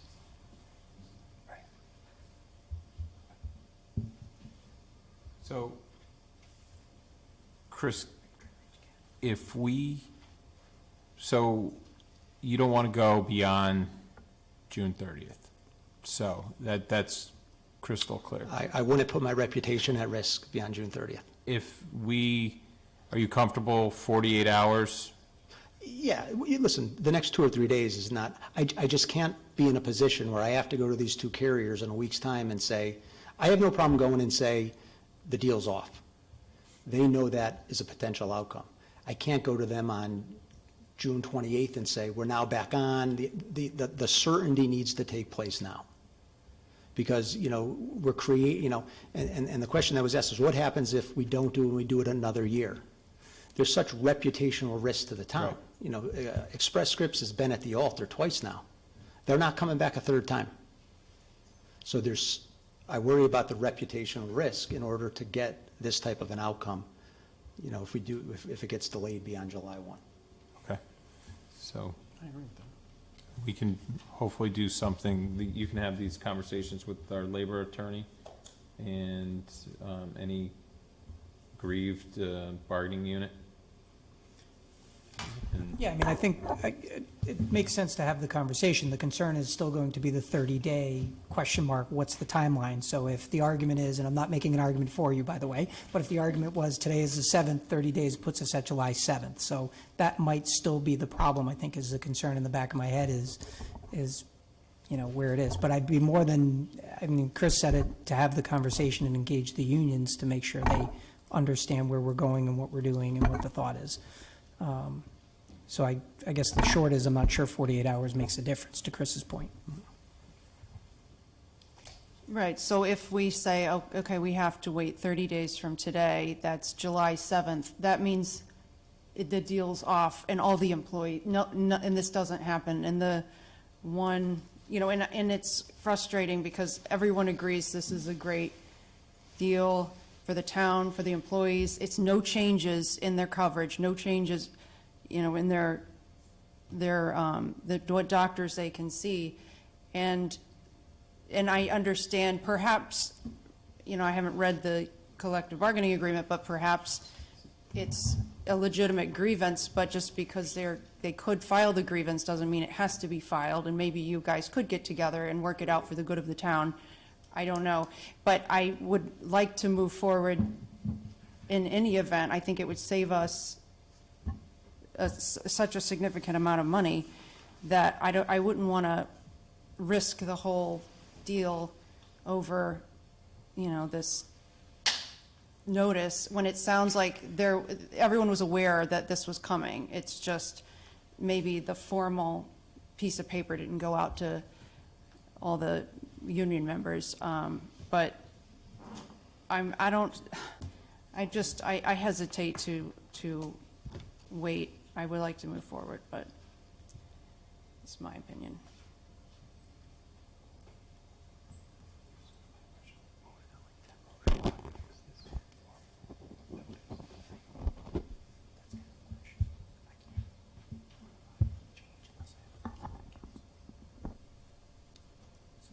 That's where Ken would have to answer, is the legal opinion.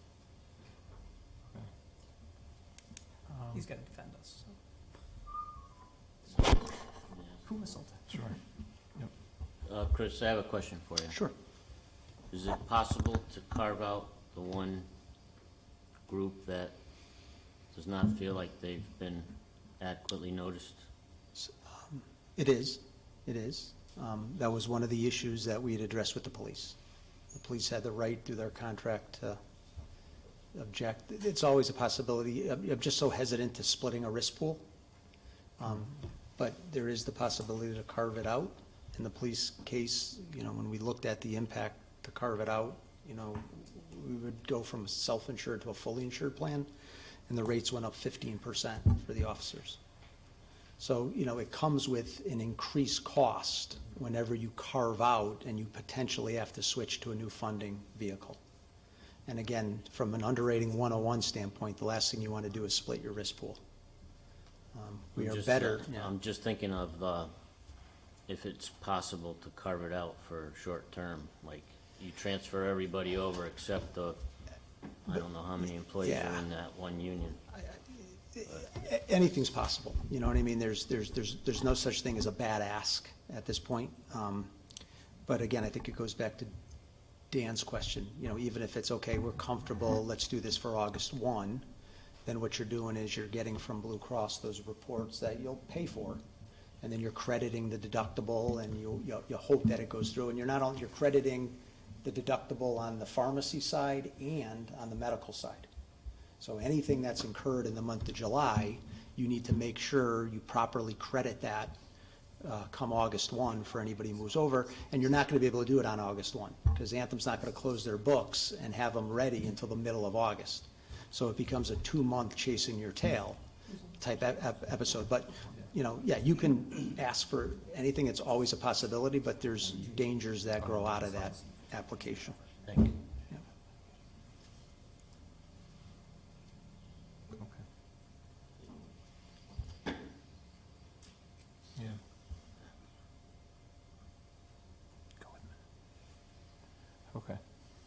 Your motion is on the table, Matt? It is. Okay. Wanna just Yeah, just- restate. Just so we know where we're at. I almost feel like I'm back in court. We should ask the clerk. Does anyone else miss Zoom meetings?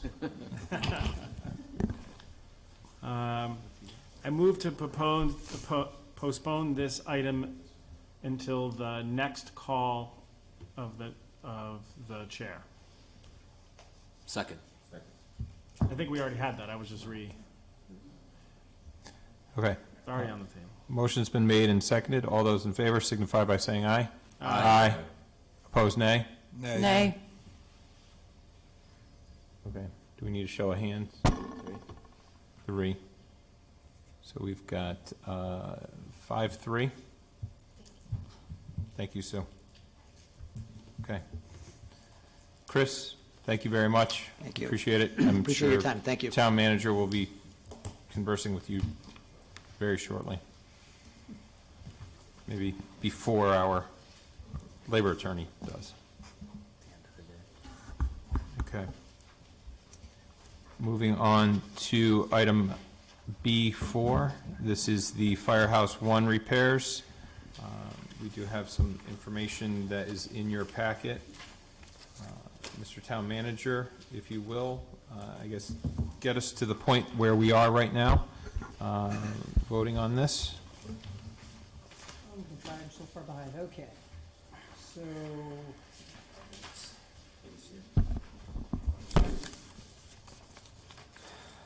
So, in 2020, there was some damage done to Firehouse 1 due to, we'll call it contractor error. They didn't secure the roof well enough to ensure that during a storm there wasn't water penetration. Unfortunately, there was water penetration, and physical services and the town attorney have since been involved, going back and forth with trying to get a suitable cost based off of what the insurance believed was the overall cost to repair the damage versus what our 3 bidders, we did a sealed bid to determine what the actual cost would be. There was a gap.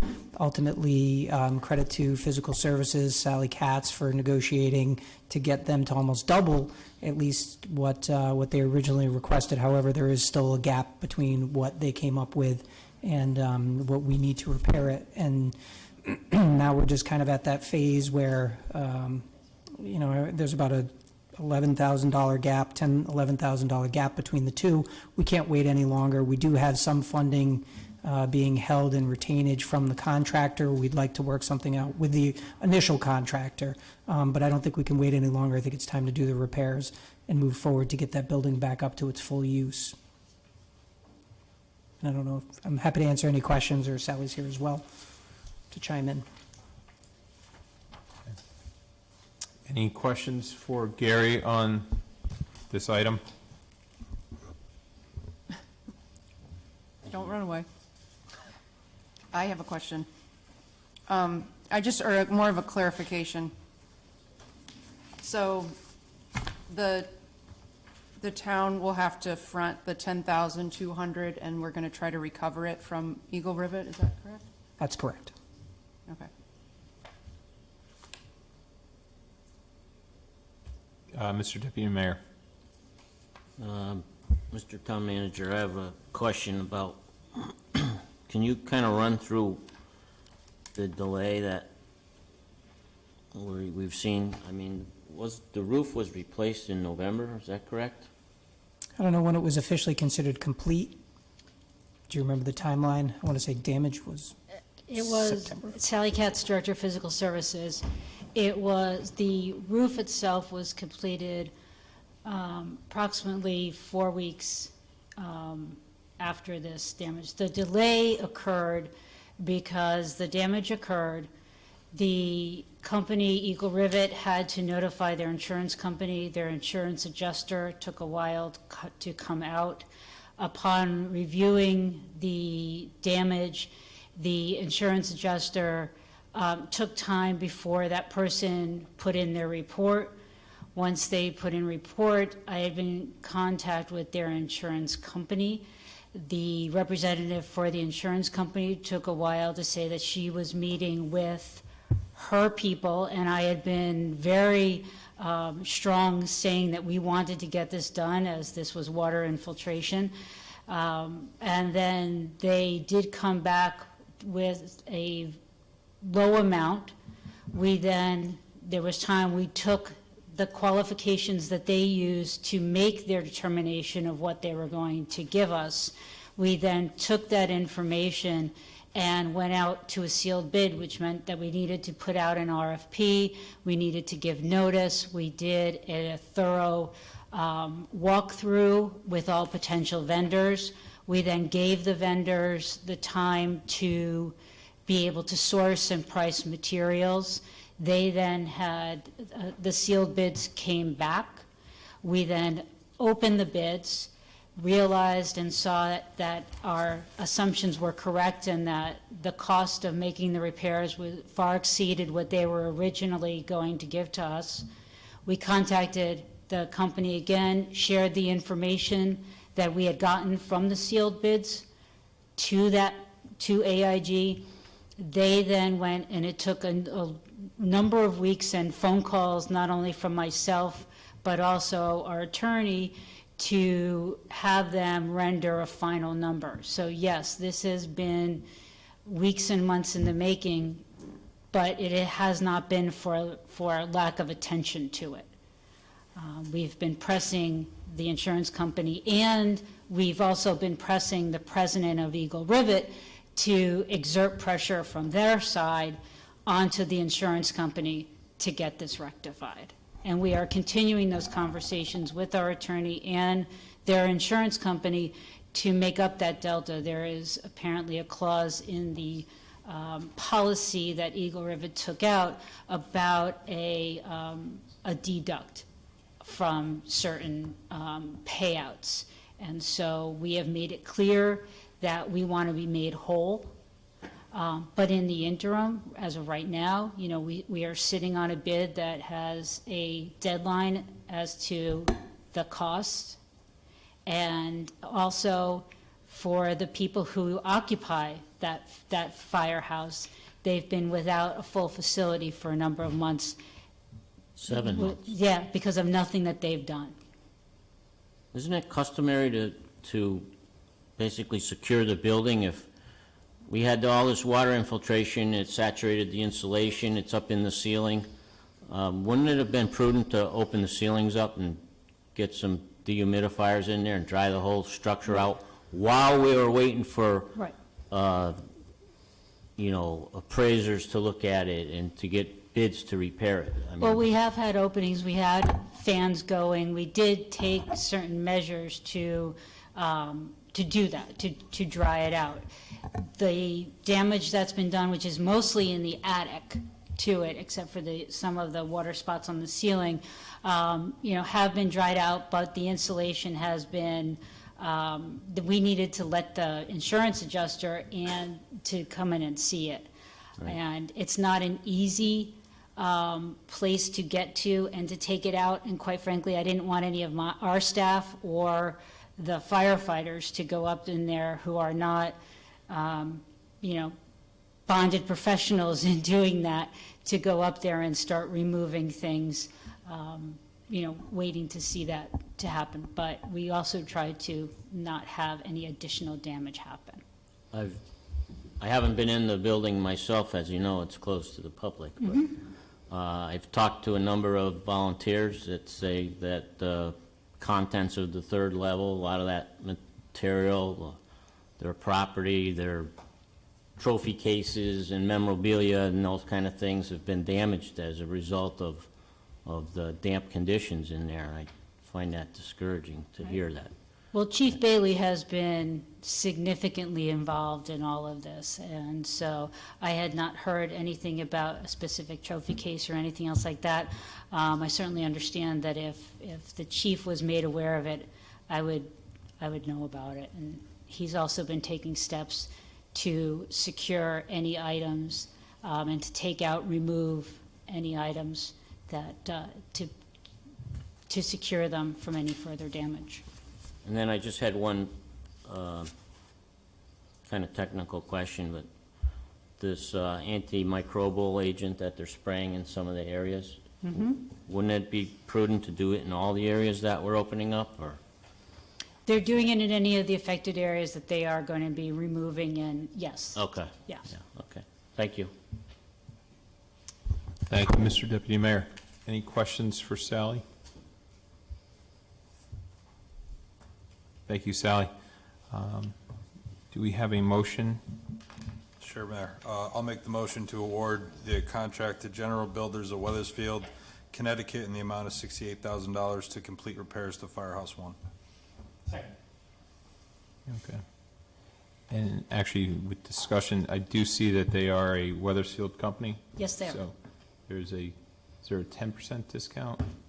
Or We have to, Well, right, but I think it's on, within bidding, if they're within Yes. 10% of the lowest Yes. bidder, within they get. 10%? Yes. Yes, yeah, yep. Go 10 higher. yeah, We charge them more. Yeah, we don't get to take it off the top. Thank you for working there. But it is a Weathersfield company and a contractor that has worked in other buildings in town. Great. Okay. Motion has been made and seconded. All those in favor signify by saying aye. Aye. Opposed, nay. Ayes have it. Motion carries. Thank you, Thank you. Sally.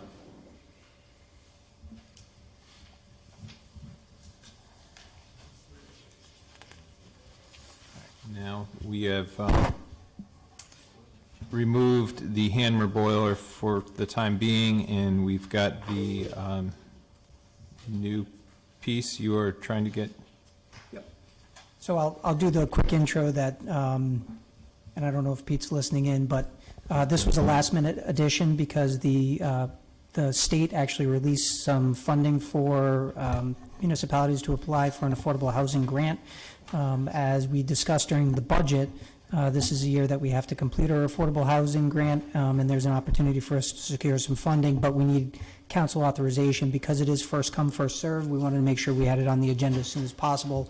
So I didn't really give Pete enough time to make changes to his life, that, hey, this is going to be an in-person meeting versus Zoom, so I'm allowing him to call in. So if you bear with me 1 minute, I'll get him on the line.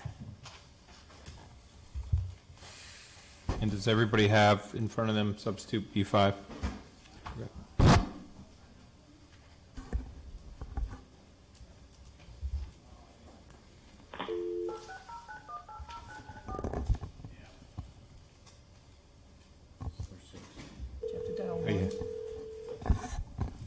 Hello?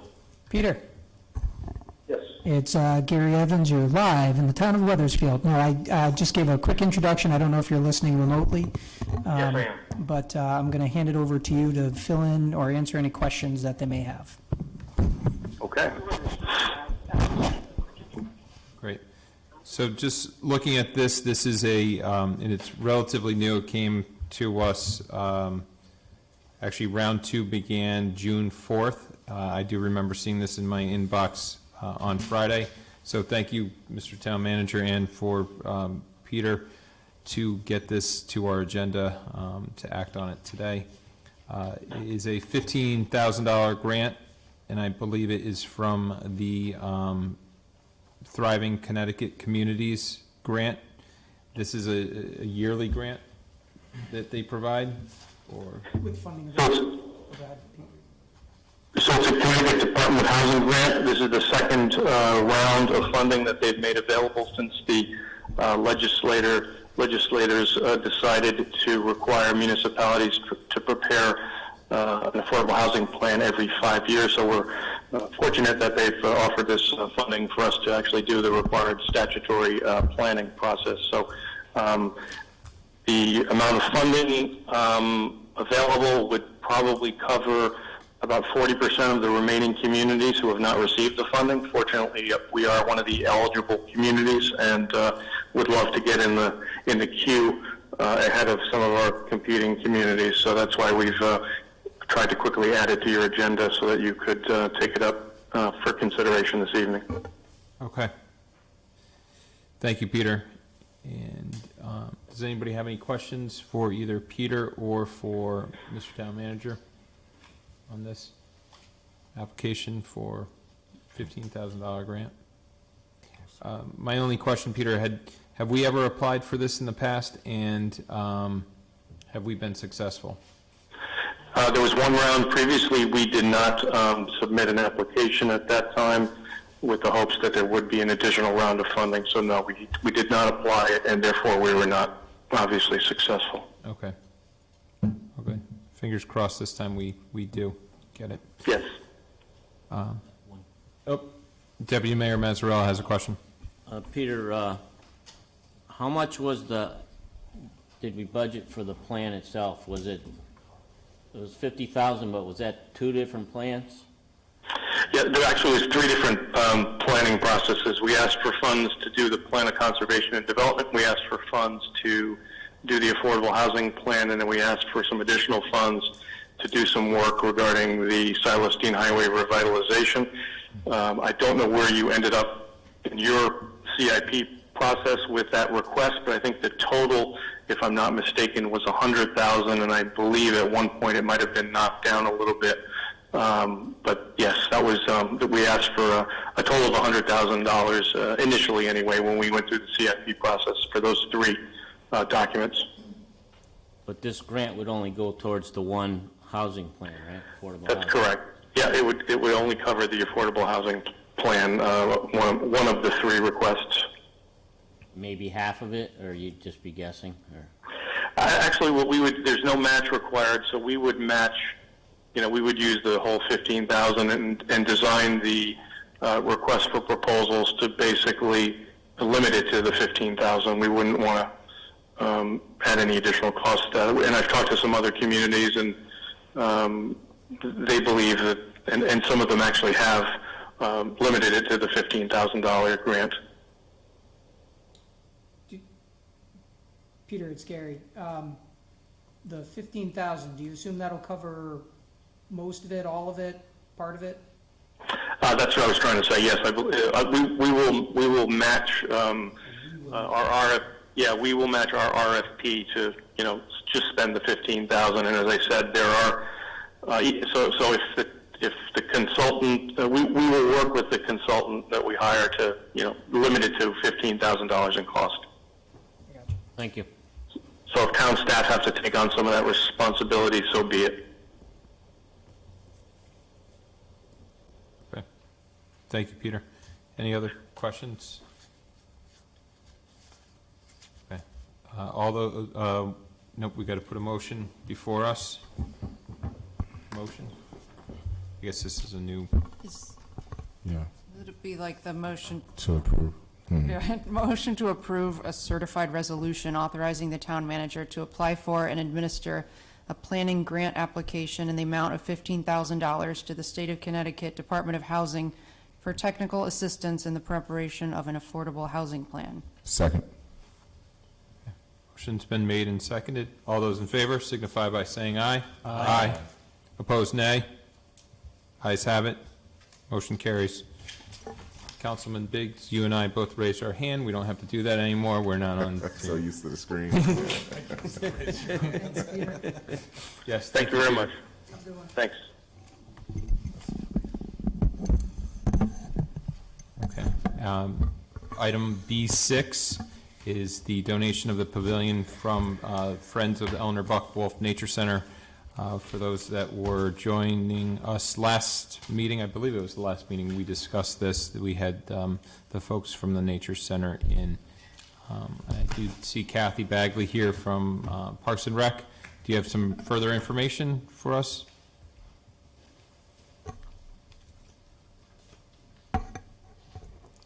Good evening.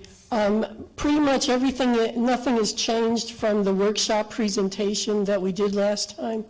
It is a donation from the Friends to do a pavilion behind the Nature Center for outdoor teaching space, and they're willing to and have started their fundraising for that. Okay. Does anybody have any questions for Ms. Bagley? I guess. Gary, did you ask? No. No. Oh, about whether or not it. Going coverage? forward? No. Don't mean to blindside you here, Kathy. The donations are great. There's been a number of them around town where different groups have provided structures or, playgrounds, things of that nature. Is there a possibility of asking the group if they would consider setting up a maintenance reserve fund so that 20 years from now, when that pavilion needs to be rebuilt or the roof needs to be repaired, there could be some funds available to do that work? Or I don't know the form or the format to ask that question, if you could relay it to the group. Sure, I could certainly do that. I can't speak for the Friends. What I can tell you is the history of the Friends group with the Nature Center has been very positive in terms of them working with the town and with us in terms of improving the facilities, and they were instrumental in the fundraising for actually doing the renovation of the Moeller home into the Nature Center. So I think that certainly something I could ask them and see if they would consider it. And as you said, the type of pavilion we're looking at, they're looking at doing, and we're looking at, we should have a very good life expectancy on it with minimal maintenance. Right. I'm just thinking big picture, not just about that donation, but others around town. If, at some point, we'll probably all be long gone, but some of these things need to be updated or replaced, and, it was once a donation, then it becomes a liability for the town to find the funding to rebuild the facility. So I just wanted to throw it out there. I fully support the project. Any other questions for Ms. Bagley as we discuss the pavilion? Nothing? Okay. Is there a motion? Motion to accept the donation of the pavilion for the Eleanor Buck-Wolf Nature Center from the Friends of the Eleanor Buck-Wolf Nature Center, pending all appropriate town approvals. Second. Okay. Motion's been made and seconded. All those in favor signify by saying aye. Aye. Opposed, nay. Ayes have it. Motion carries. Thank you very much. Thank you. Please give our best to the folks at the Friends of the Nature Center. Oh, Please. definitely. And good luck. I know they're trying to get it as quick as possible so that they can get it before the ground freezes, but there's kind of a pushback or a holdback on materials right now. That is correct, yeah. We're trying to plan ahead and get moving, and that will be part of it. So whether it comes in the fall or the spring, it'll still be very beneficial. Great. Thanks. Thank you. And I did see Derek is here. We've got item, now I can't do it as quick as not having everything in front of me at the home office. Item B7 is the restriping, I believe, for roads and parking lots. Town engineers here. Good to see you live and in person. Yes, thank you. Been a while. Yes. Derek Greger, town engineer, for the record.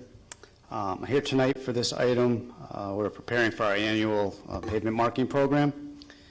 This year, we're planning to do, as we do every year, all the markings in the public right-of-way and also the town parking lots. We rotate our parking lots every other year, so last year we did school lots, this year will be town lots.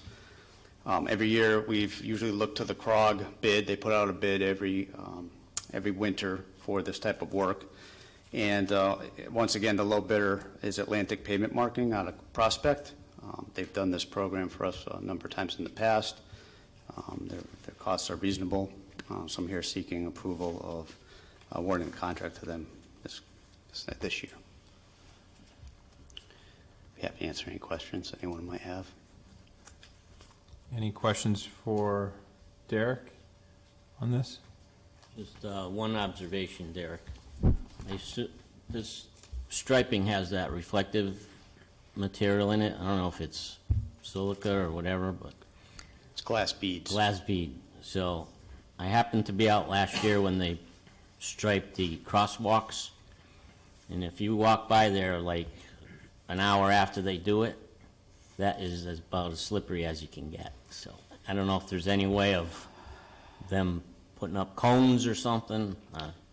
We have had complaints about that in the past. I know that is an issue with other municipalities too.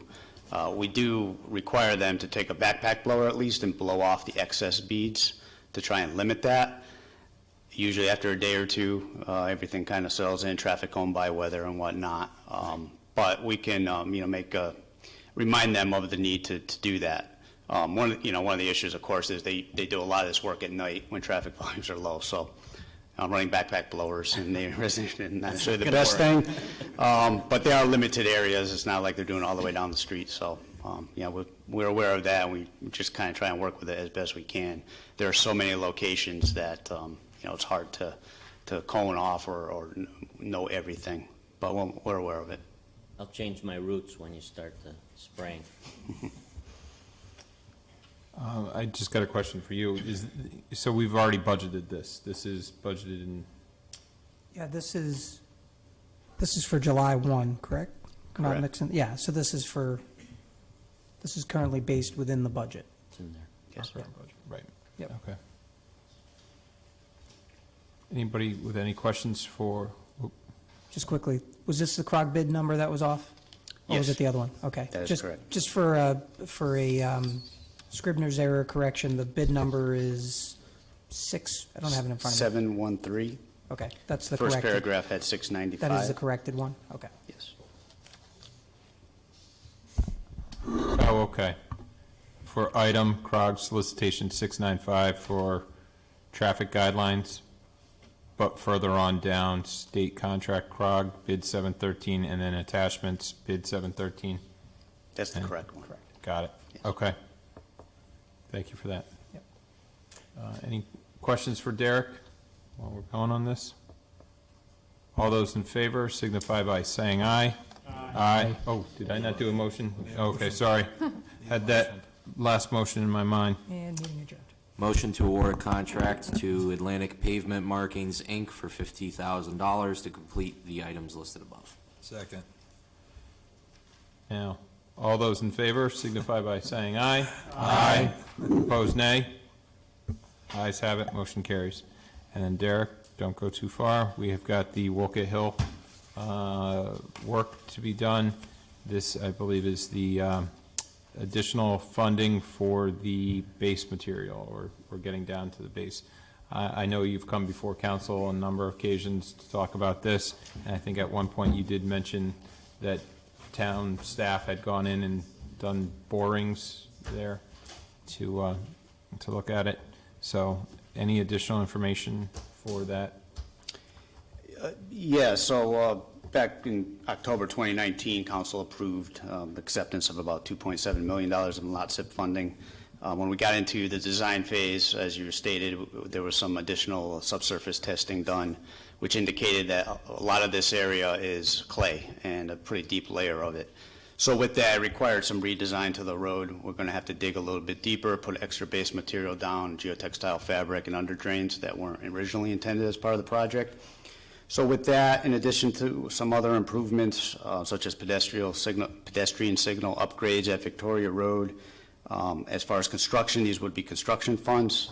The design of that work is being paid for by the city of Hartford, not by us. Some additional sidewalk repairs, there's some additional bus pull-off areas added into the design, and some additional work with some of the stamped islands near Jordan Lane. So with all of that, it equated also to, it's going to be a little bit longer construction period because there's a lot of additional work, which has an added cost as well. So typically with this program, it's not unusual when you go from conceptual into final design. There'll be changes to the design and added costs. So with that, I went back to the CROG Transportation Committee a few weeks ago. They approved the increase. I went to DOT. DOT has improved the increase, so it's just a matter of accepting the additional funds to fully fund the project. Okay, any questions for Derek on this project? I'll make a motion to authorize the town manager to execute all documents necessary to accept these funds. Second. Motion has been made and seconded. All those in favor signify by saying aye. Aye. Opposed, nay. Ayes have it. Thank you, Derek. Thank you. Again, good to see you. Do you have something to say? So Derek, who won? Congratulations. Is this baseball?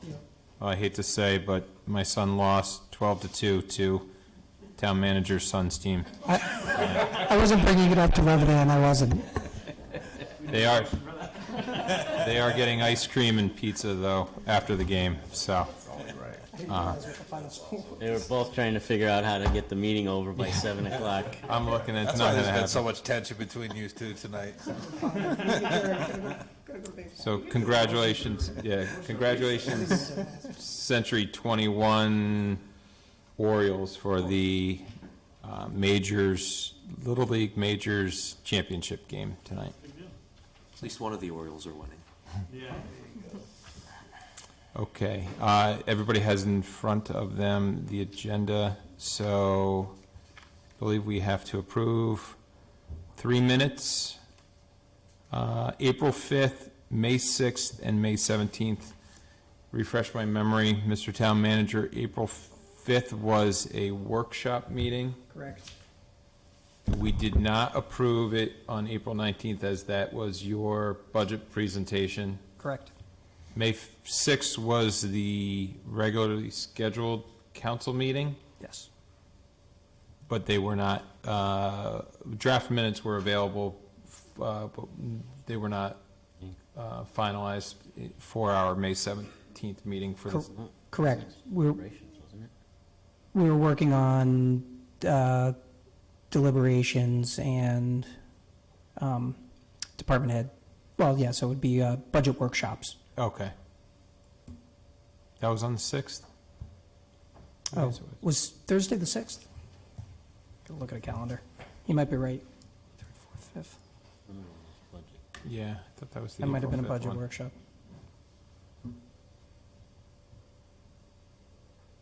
What I wouldn't do for a calendar. 6th was Thursday, yes, so correction is May 6th was the budget workshop. Yep, okay. So April 5th was a workshop meeting for town council. May 6th was a budget workshop meeting / deliberation, and May 17th was a council meeting. Gotcha, okay.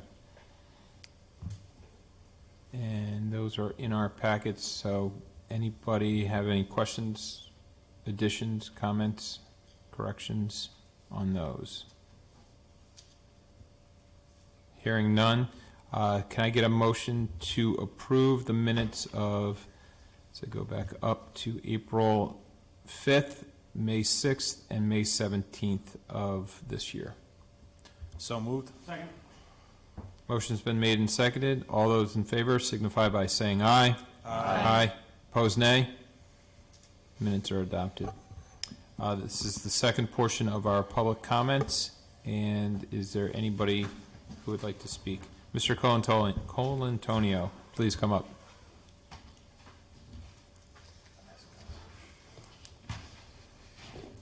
Good evening. Gus Colantonio, 16 Morrison Avenue. I've been here almost 50 years now, and I hope it's not going to take that long to the famous stop sign. Now, I see a couple new councils right here, and so I'm just going to repeat a few things just for your own information, but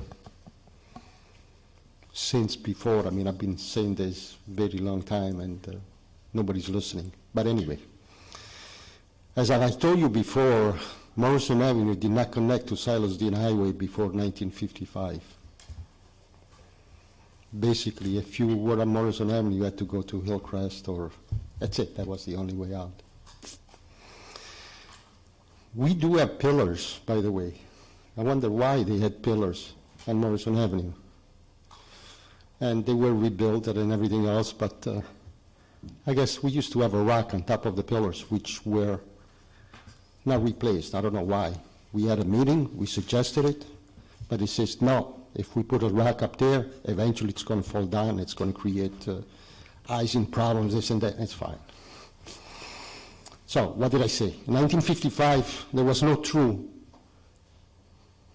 traffic from Walker Hill to Silas Dean. And I compare Morrison Avenue now to Hillcrest Avenue. I researched a little bit, and basically, the right-of-way on Morrison Avenue is 50 feet. Hillcrest, it's 80. It's much more, right? The frontage requirement for Morrison Avenue, it's much less than the frontage on Hillcrest. I think, like, we are only about 25, 30 feet from the curb. If you go on Hillcrest Avenue, you may have 50 feet, 40, 50 feet. It's quite a bit. Morrison Avenue and Hillcrest Avenue are connected by Orchard, obviously. When you approach Hillcrest from Orchard, you can see Silas Dean Highway and you can see Wolcott Hill Road. When, I guess when you approach from Morrison Avenue from Orchard, you cannot really see Silas Dean. There is a drop there. Also, Morrison Avenue is another T intersection just east of Orchard, maybe 100 feet or so, which is completely, it does not meet the standards, the current standards. The posted speed is 25. A lot of people, or the 85th percentile is about 31, 32, which means that a lot of them go faster than that, 15%. The most important thing that, and nobody's been listening, okay? Again, Morrison Avenue and Hillcrest Avenue, it's connected by Orchard. At Orchard and Hillcrest, you have 3 stop signs. The road on Hillcrest Avenue is 30 feet wide. The road on Morrison Avenue is 24. At that intersection is 23.5 feet. Morrison Avenue has 2 stop signs. And the only problem is that as you approach Silas Dean or you go in the eastbound direction, just before Orchard, you cannot see the stop inside distance, intersection side distance. Nothing matches. Nothing. It doesn't meet requirements. And because of Hillcrest Avenue that has 3 stop signs and we have 2, Morrison Avenue, has twice as many cars on a daily basis than Hillcrest. Every time we start right here with a meeting, we pledge allegiance to the flag, and then at the end we say, and justice for all, except for the people that live on Morrison Avenue. How long is it going to take? What am I saying that it doesn't make sense? The only reason, Mr. Evans, the only reason that I got so far is that there are too many stop signs in Wethersfield and we don't want to put any more. To me, it's not a good freaking reason. Okay, we got to do something because otherwise, I'll turn 75 this year.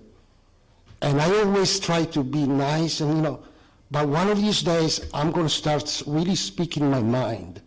Because when I see what happened tonight, regarding the unions, this and that, who's the boss? We're afraid. Only, not even 10% in private there are unions, and in government it's 100%. Do we really need a union in government?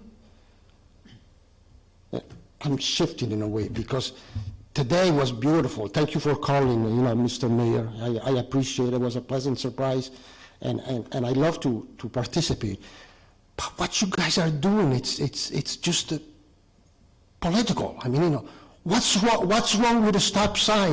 Or what's wrong with removing the stop sign when you don't need it? If you say that there are too many stop signs in town, why not remove some? If you go to the intersection of Walker Hill and the driveway to the school, you can probably count 15, 20 signs there. Do we need that many? I don't think so. But, as the older I get, the more I see that there is no really accountability in government. Thank you, and I'm sorry for the excitement. Thank you, Mr. Colantonio. Anybody? It's Tom Check, please.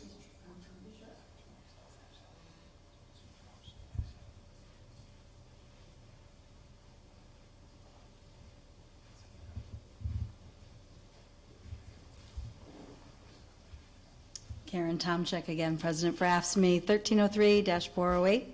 Just doing a follow-up when we were talking about the possible violation of the contract, the collective bargaining. Again, when we received the email, the initial email on March 27th, it was titled "The Introductory Briefing on the Potential Change to Cigna and the RX Benefits."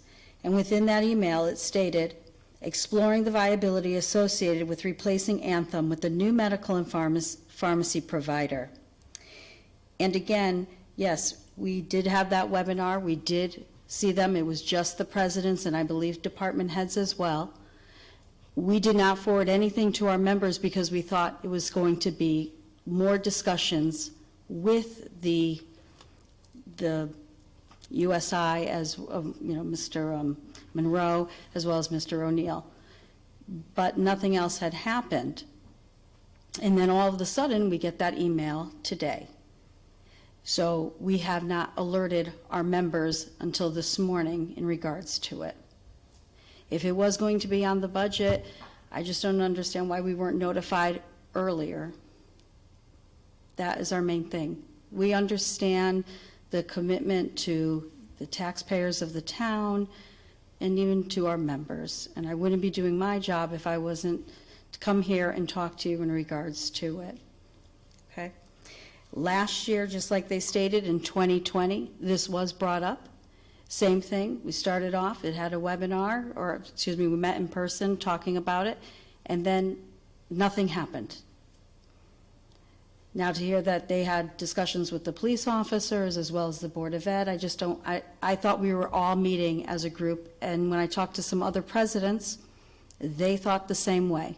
Now I'm not going to speak for them, they can come here, they can do what they need to do, but as far for our union, I only made notification to them today, and to see how that works, how Cigna works. And we did want to have a full discussion with them to see of the different options that were out there. So I just wanted to add that too, because I know there was some concerns of the clarity of what they assumed and what we assumed. I thank you for your time again. Thank you. Mr. Dignati.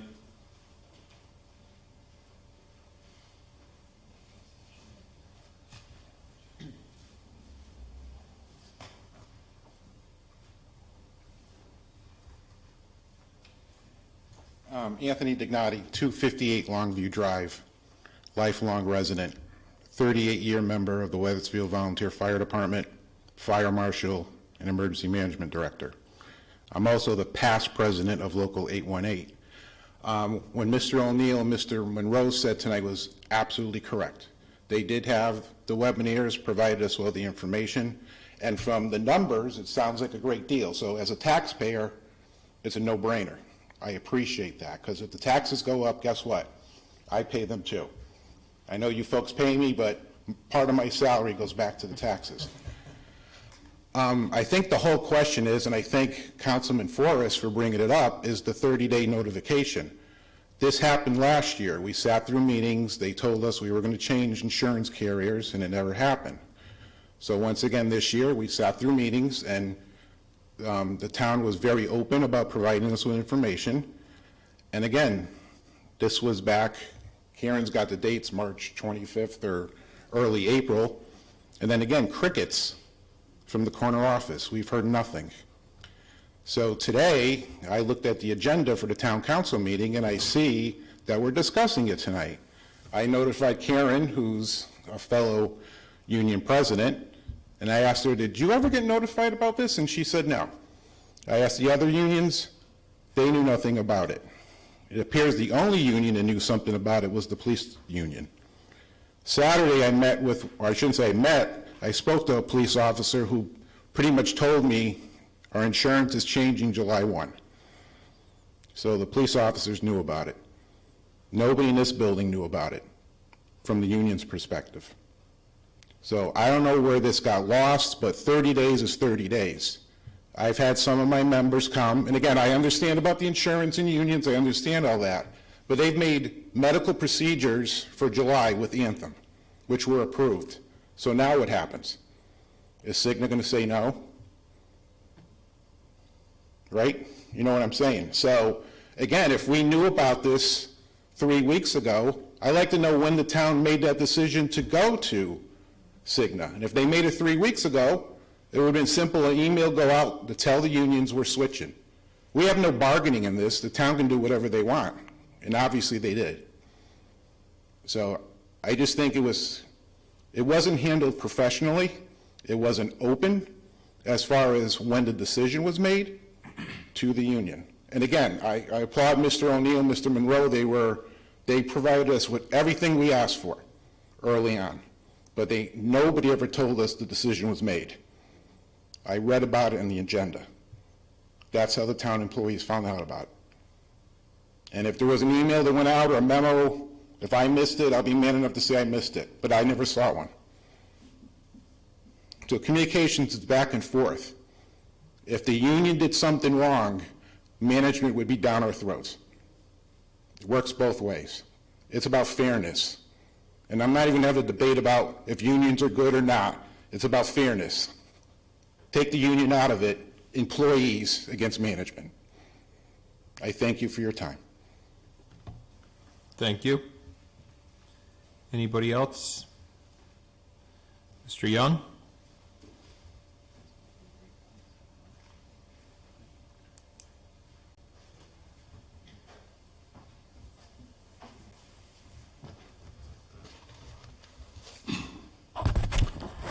Good evening, Robert Young, 20 Copper Mill Road. I think, Mr. Colantonio comes here on a regular basis prior to coronavirus, and he's going to be back and asking for that stop sign. And it would be nice, with all the investment he put into it, all the investment you folks have put into it, a sign would be very easy to put up. And that would slow the traffic down on his street, whether our police department, whether our town manager, or anybody else in the town of Weathersfield thinks it will not, or will, or doesn't have to be, whatever the case might be. It would be a very nice thing, Mayor, if Mr. Colantonio woke up one morning and there's a sign out there slowing traffic down for him and his family. I think he deserves that. Prior to coronavirus, I recall sitting in here watching on that monitor screen up there a very nice picture of the road that goes from Wolcott Hill Road into Franklin Avenue. And I saw some very nice, it looked like it was done.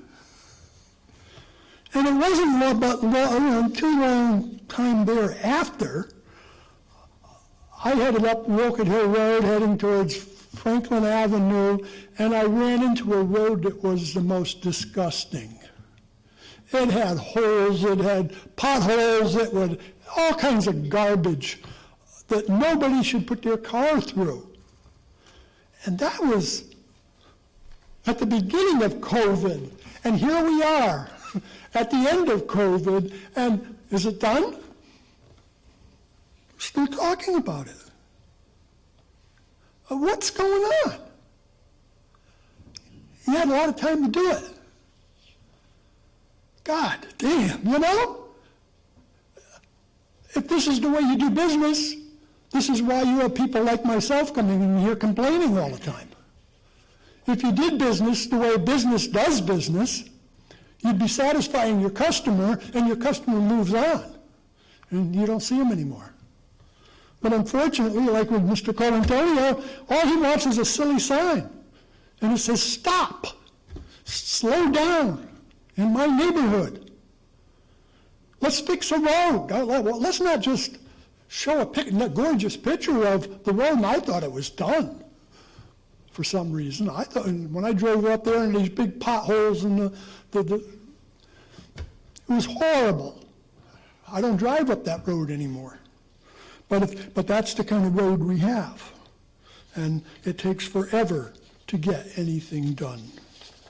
And you know, I come here, I talk to you on the telephone, with Zoom, on issues, and I don't hear anything, I don't see anything, nothing happens. You know, I see other things happening, but my concern is our taxes and how high they are and how we need to bring them under control. And I don't see that happening. I don't see an open government, and that's really what it takes. It takes an open government who sits here and talks about it. We're supposed to have one meeting that is a workshop and another meeting that is a regular meeting, okay? I don't think I missed too many meetings, but I don't really see things that are called workshop. I see things that are held close to the vest, don't want to talk about anything, and no transparency. That's Wethersfield. Of course, that's all of Connecticut. There's no transparency. We brag that we have transparency. Yeah, I can call Mr. Manager up and send him an email and ask him for some information. He sends it to Mr. O'Neill, and I get that information, okay? But the thing is that we have transparency in that aspect, but in a lot of other aspects, there is no transparency. You know, I was reading in the newspaper about the police chief and how we're holding meetings, and how several people complained about transparency. And you know what you know what I thought instantly? How can anybody expect the police chief to be transparent Mr. when their Brown, bosses you're 5 are minutes not up. transparent? Yes. You can surmise. And our bosses, the chief of police's bosses, are not transparent. The whole downtown administration is not transparent. Thank you very much. Thank you. Anybody else for public comment while we're here? If not, there's no executive session. Can I get a motion to adjourn? So moved. Second. Motion to adjourn and seconded. All those in favor signify by saying aye. Aye. Opposed, nay. Ayes have it. Motion carries.